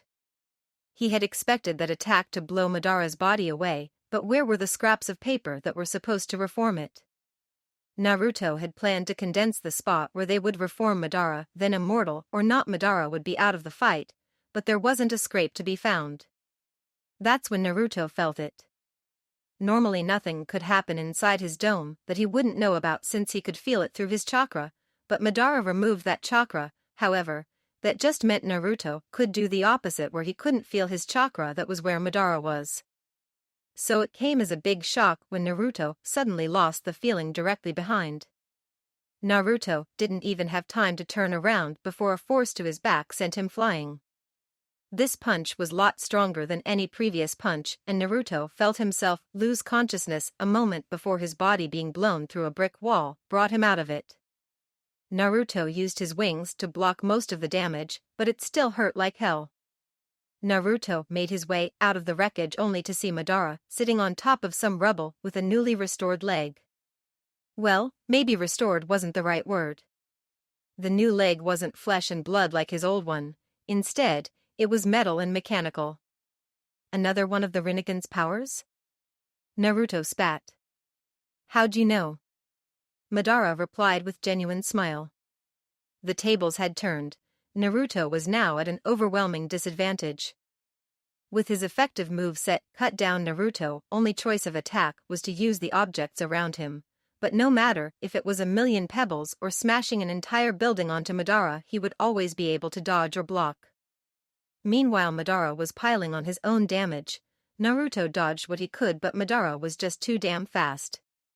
It seemed to only be a matter of time before Madara's kicks and punches would bring Naruto to his knees. And that moment happened when Naruto built a dome of rock around Madara's absorption dome, not giving him a single space to dodge to and launching every piece of rock at the same time. But a moment later Naruto felt his chakra disappear directly below him, and before he come think of a counter-plan, Madara popped up behind him and grabbed one of his wings. Naruto wings were made of chakra, so when Madara grabbed it started to get absorbed. It was like Madara was pulling the wing off an insect. Even if Naruto broke the wing up into its feathers, they would still have to return to his back very quickly. But the biggest problem with Naruto's wing getting ripped apart was that they were basically the spines of Naruto's current vector control, and shaking it was have devastating effects on Naruto's chakra. Eventually Madara complete absorbed one of Naruto's wings. Madara not wanting to get too greedy back off once it was done, but he had not needed to. Naruto had no more strength to stand. He collapsed to his hands and knees, throwing up a good portion of his blood. Losing his wing didn't just affect his vector control, it also heavily damaged his body. He didn't have enough chakra in his body to reconstruct his missing wing, and he didn't have nearly enough time to wait for his body to replenish that chakra naturally. So in a move that would definitely bring his defeat, but was the only thing Naruto could do to keep fighting properly, he recalled his other wing. Now Naruto was fighting with only his normal vector control. Naruto bent over and picked up 2 handfuls of pebbles and fired them at Madara. The number of pebbles wasn't even 1/100th of what Naruto previously had done, so Madara dodged them with incredible ease. A kick connected with Naruto's stomach and sent him rolling across the dirt. It's not that Naruto couldn't get up, it's just that he didn't see what point there was in getting up. With Madara able to cancel all of Naruto chakra, and Naruto having lost the use of his wings, there just wasn't any way he could win. As a man of equations and probability, Naruto knew this as fact and wouldn't try to delude himself into thinking that if he just tried a little harder then maybe he could win. So this was the feeling people had when they fought him. It was interesting to experience it for himself. Naruto closed his eyes as Madara's foot landed right in front of his face. It would be just like sleeping. Naruto waited for the moment he'd lose all his senses, but seconds passed, then an entire minute, and nothing happened. Naruto opened his eyes to see what was going on.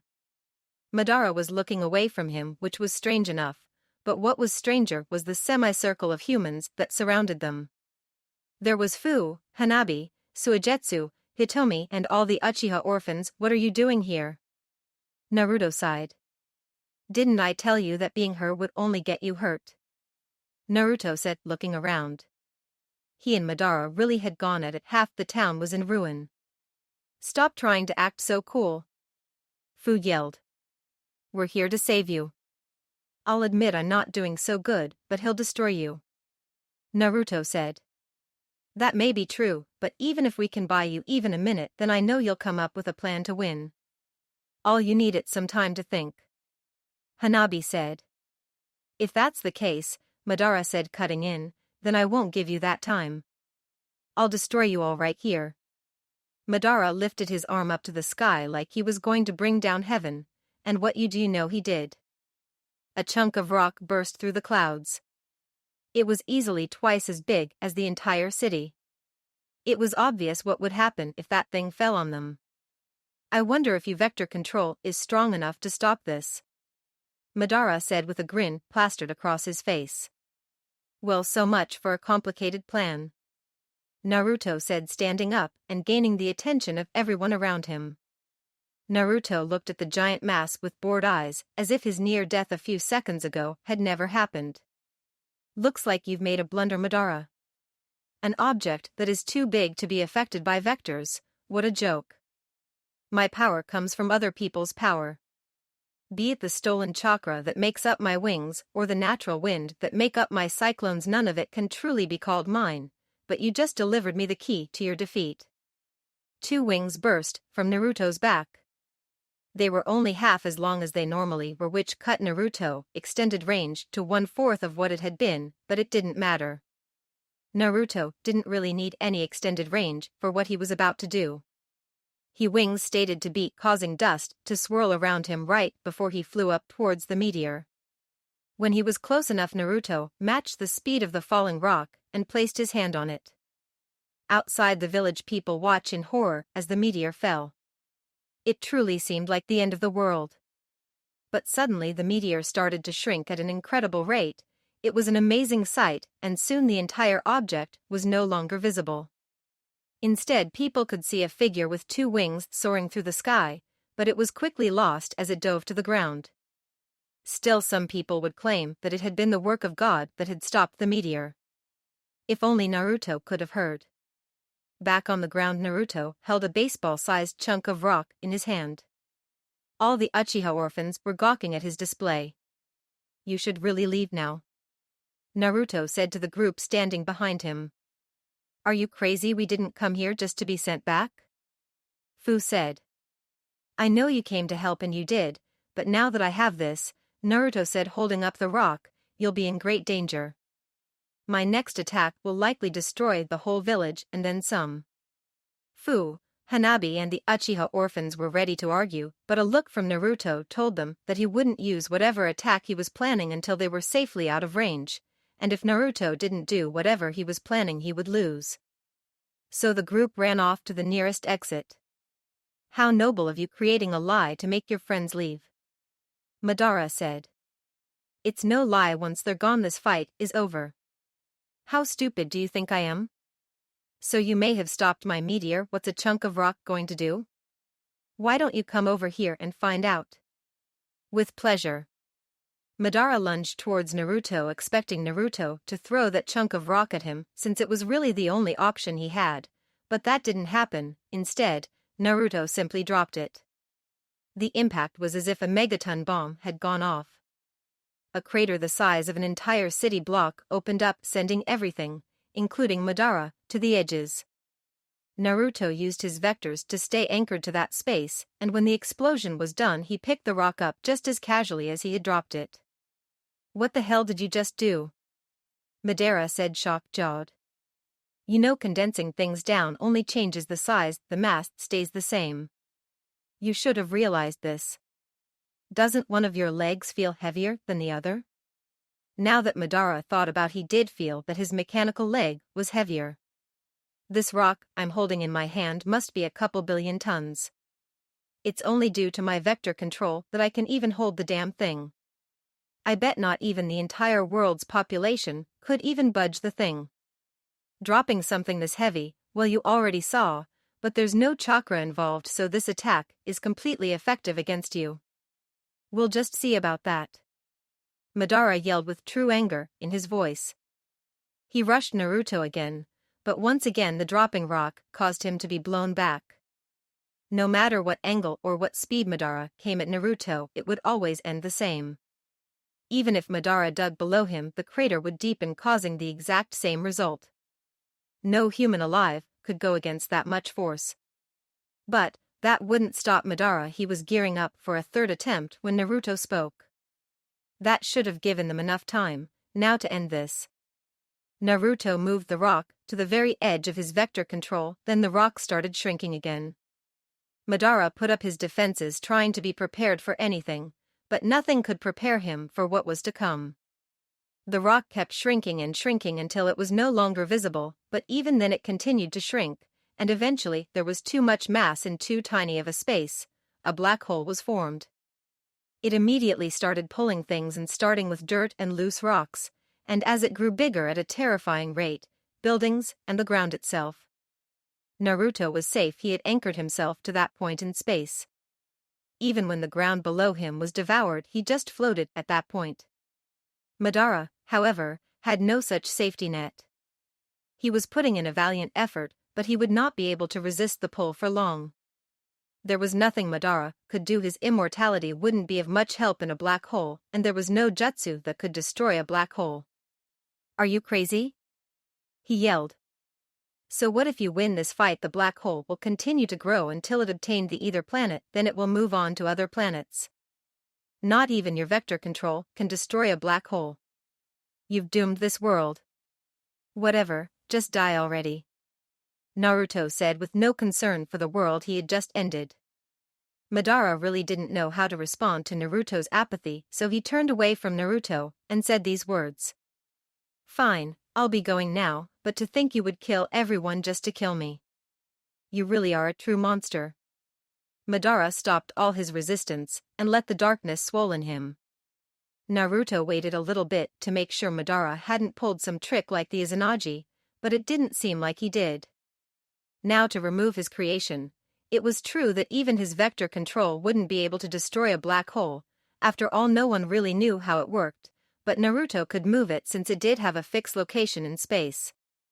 Naruto got as close as he dared to the hole and used his powers to wrap it into that dimension that the fake Madara had showed him. Naruto guessed the true Madara had access to that dimension too, but his Sharingan would never have had enough power to transfer a black hole into it. The black hole would no longer be a threat to this plan of existence, but it would destroy that other dimension, forever locking it off from any future Uchiha. In essence, Naruto had traded his infinite storage for an endless garbage can. Meanwhile, Zetsu was far outside the village with a disappointed look on his face. "Faces? It looks like it didn't work." "I can see that, and unfortunately we don't have anything else to use."